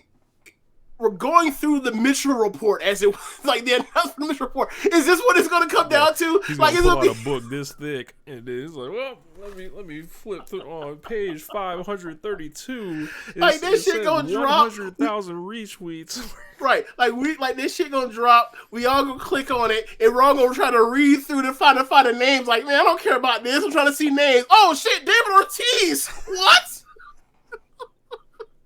Like. Oh man, like it's crazy that we don't give a fuck about baseball no more. We were doing that kind of shit. Yeah, bro. Like the Mitchell report was like some standstill moment, and now baseball, when it's on, I guess maybe. Oh man, all right. Yeah. Anything else though? Just if y'all want some real entertainment, go through the quote tweets for that in the comments because, as James mentioned, a lot of hit dogs. Yeah. Well, I guess I am anti AEW. Well, you verbalized it, not us. Yeah. So that's the end of the show. Thank y'all for listening. If you are listening from the stream, also actually, first things first. Thanks for listening, but be sure to rate us on whatever app you're using to listen to this with. If you're on the stream watching this on Twitch, hit us up with the bits. If you're listening on the podcast forum, go to our red circle and drop us off with a donation. Donations. And be sure to listen to the other shows on the network besides One Nation Radio. You have Keepin It Strong Style, the Ricky and Clive Wrestling Show, Grown Men Watch This Shit, the Grave Consequences Podcast, 8-Bit Suplex, All Things Elite, Great Match Generator, and AEW Match Guide. I went on a spree of accounts I knew that would be on that bullshit and just started naming them on my timeline, and it was pretty fun. So check that out. Yo, and also while you're at it, be sure to check out. I think we'll link to it in the description of this podcast, but be sure to check out our LOP all-time draft. Oh yeah. It is me and Rich and Sir Sam and Imp, and a lot of guys from Lords of Pain Wrestling Headlines, and we're in an all-time pro wrestling draft right now. I think we're at like round 10 or 11 right now. Yeah, I just made my 10th round pick. Okay, who you take? I took my last pick was Ultimo Dragon. Right. Yeah. Okay. I guess we'll go through who we have so far. Okay. So my first round pick I had the 7th pick. I believe James had the 13th pick. So yes, it's Snake. So in a 14 person draft. Yep. So I got Kenny Omega, Kenta Kobashi, Will Ospreay, Kota Ibushi, Shingo Takagi, Jushin Thunder Liger, Shuri, the Holy Demon Army, Toshiaki Kawada, and Akira Taue, Drew McIntyre, and Ultimo Dragon have been my first 10 rounds.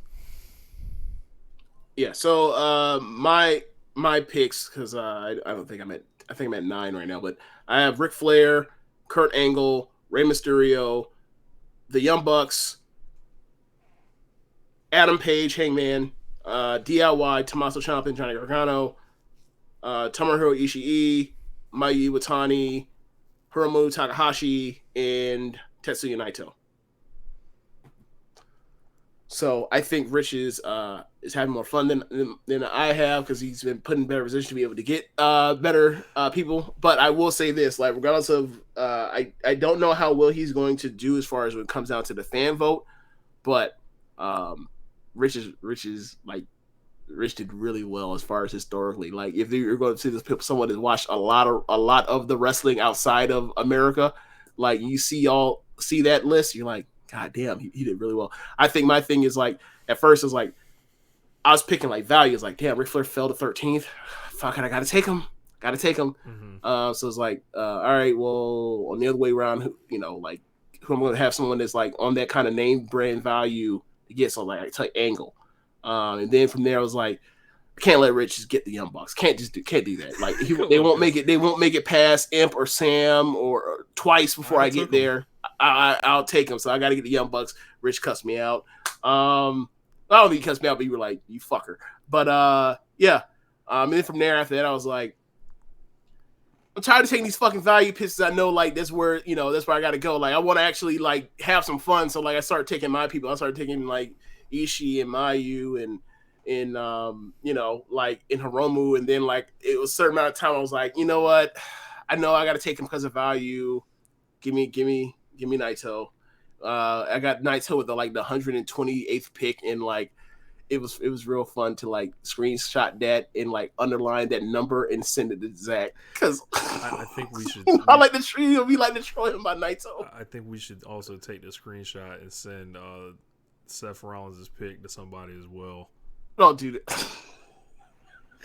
But I've got a really great I've got a big board of guys I went through, and so after the first 10 rounds, like most of like the supreme like unfuckwithable talent is gone, but there's still tons of like it's an all-time draft of anyone in the world, anywhere. I have like a ton of people. I have like I'm drafting someone I know no one's gonna draft, like, and it's gonna be incredible because what I'm gonna do with them is like I don't know if people are gonna get it, but I know I'm gonna be supremely entertained at the thought of it. So see, I've been just drafting. I haven't even thought about like I've been drafting more with the sense of like I've been just going for talent. Incredible wrestlers, right? Like my thing is I'm not, I haven't even thought about like putting together a card. Like I'll worry about that once I get to the roster. Yeah.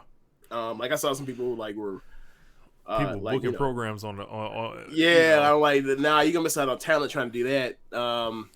Like I look, Sam, there've been a couple draft selections where I've been like, huh, like yeah. Like I think the Miz already went, and I'm like, that depends on your perspective of what you watch in pro wrestling. Like if you've only watched US wrestling, I can see Miz going, but like. If you're someone like me that's just been watching Miz and never thought that he was and always thought that he was a mediocre wrestler or okay, and then like that never got better. He had a couple good matches. He had a couple really good matches at times. And like he peaked in 2016, and then like he's been stale ever since. Like that doesn't enthuse me to go get him. Like no. I mean, I still like him, no shade, but like it's a historical draft. I think I think that there's more. I think there's too much talent out there for me to just go with a guy that's been stale for 5 years. Like if your whole thing is like, well, look how decorative he is. Like, well, I mean, I don't give a shit. Like he was chosen. Yeah, decoration. That's like what? Like that's like the Booker Man decided that. Like what did he do? Like yeah, and I mean like. It's so different when you look at like the accomplishments of like, especially like what those accomplishments used to mean compared to now. Right. It's a little different. Like, I mean, Miz was a fucking WWE champion last year, and it's like, come on now. Does anybody even think that sounds like it makes sense based off of the year he had leading up to it and after it? Yeah.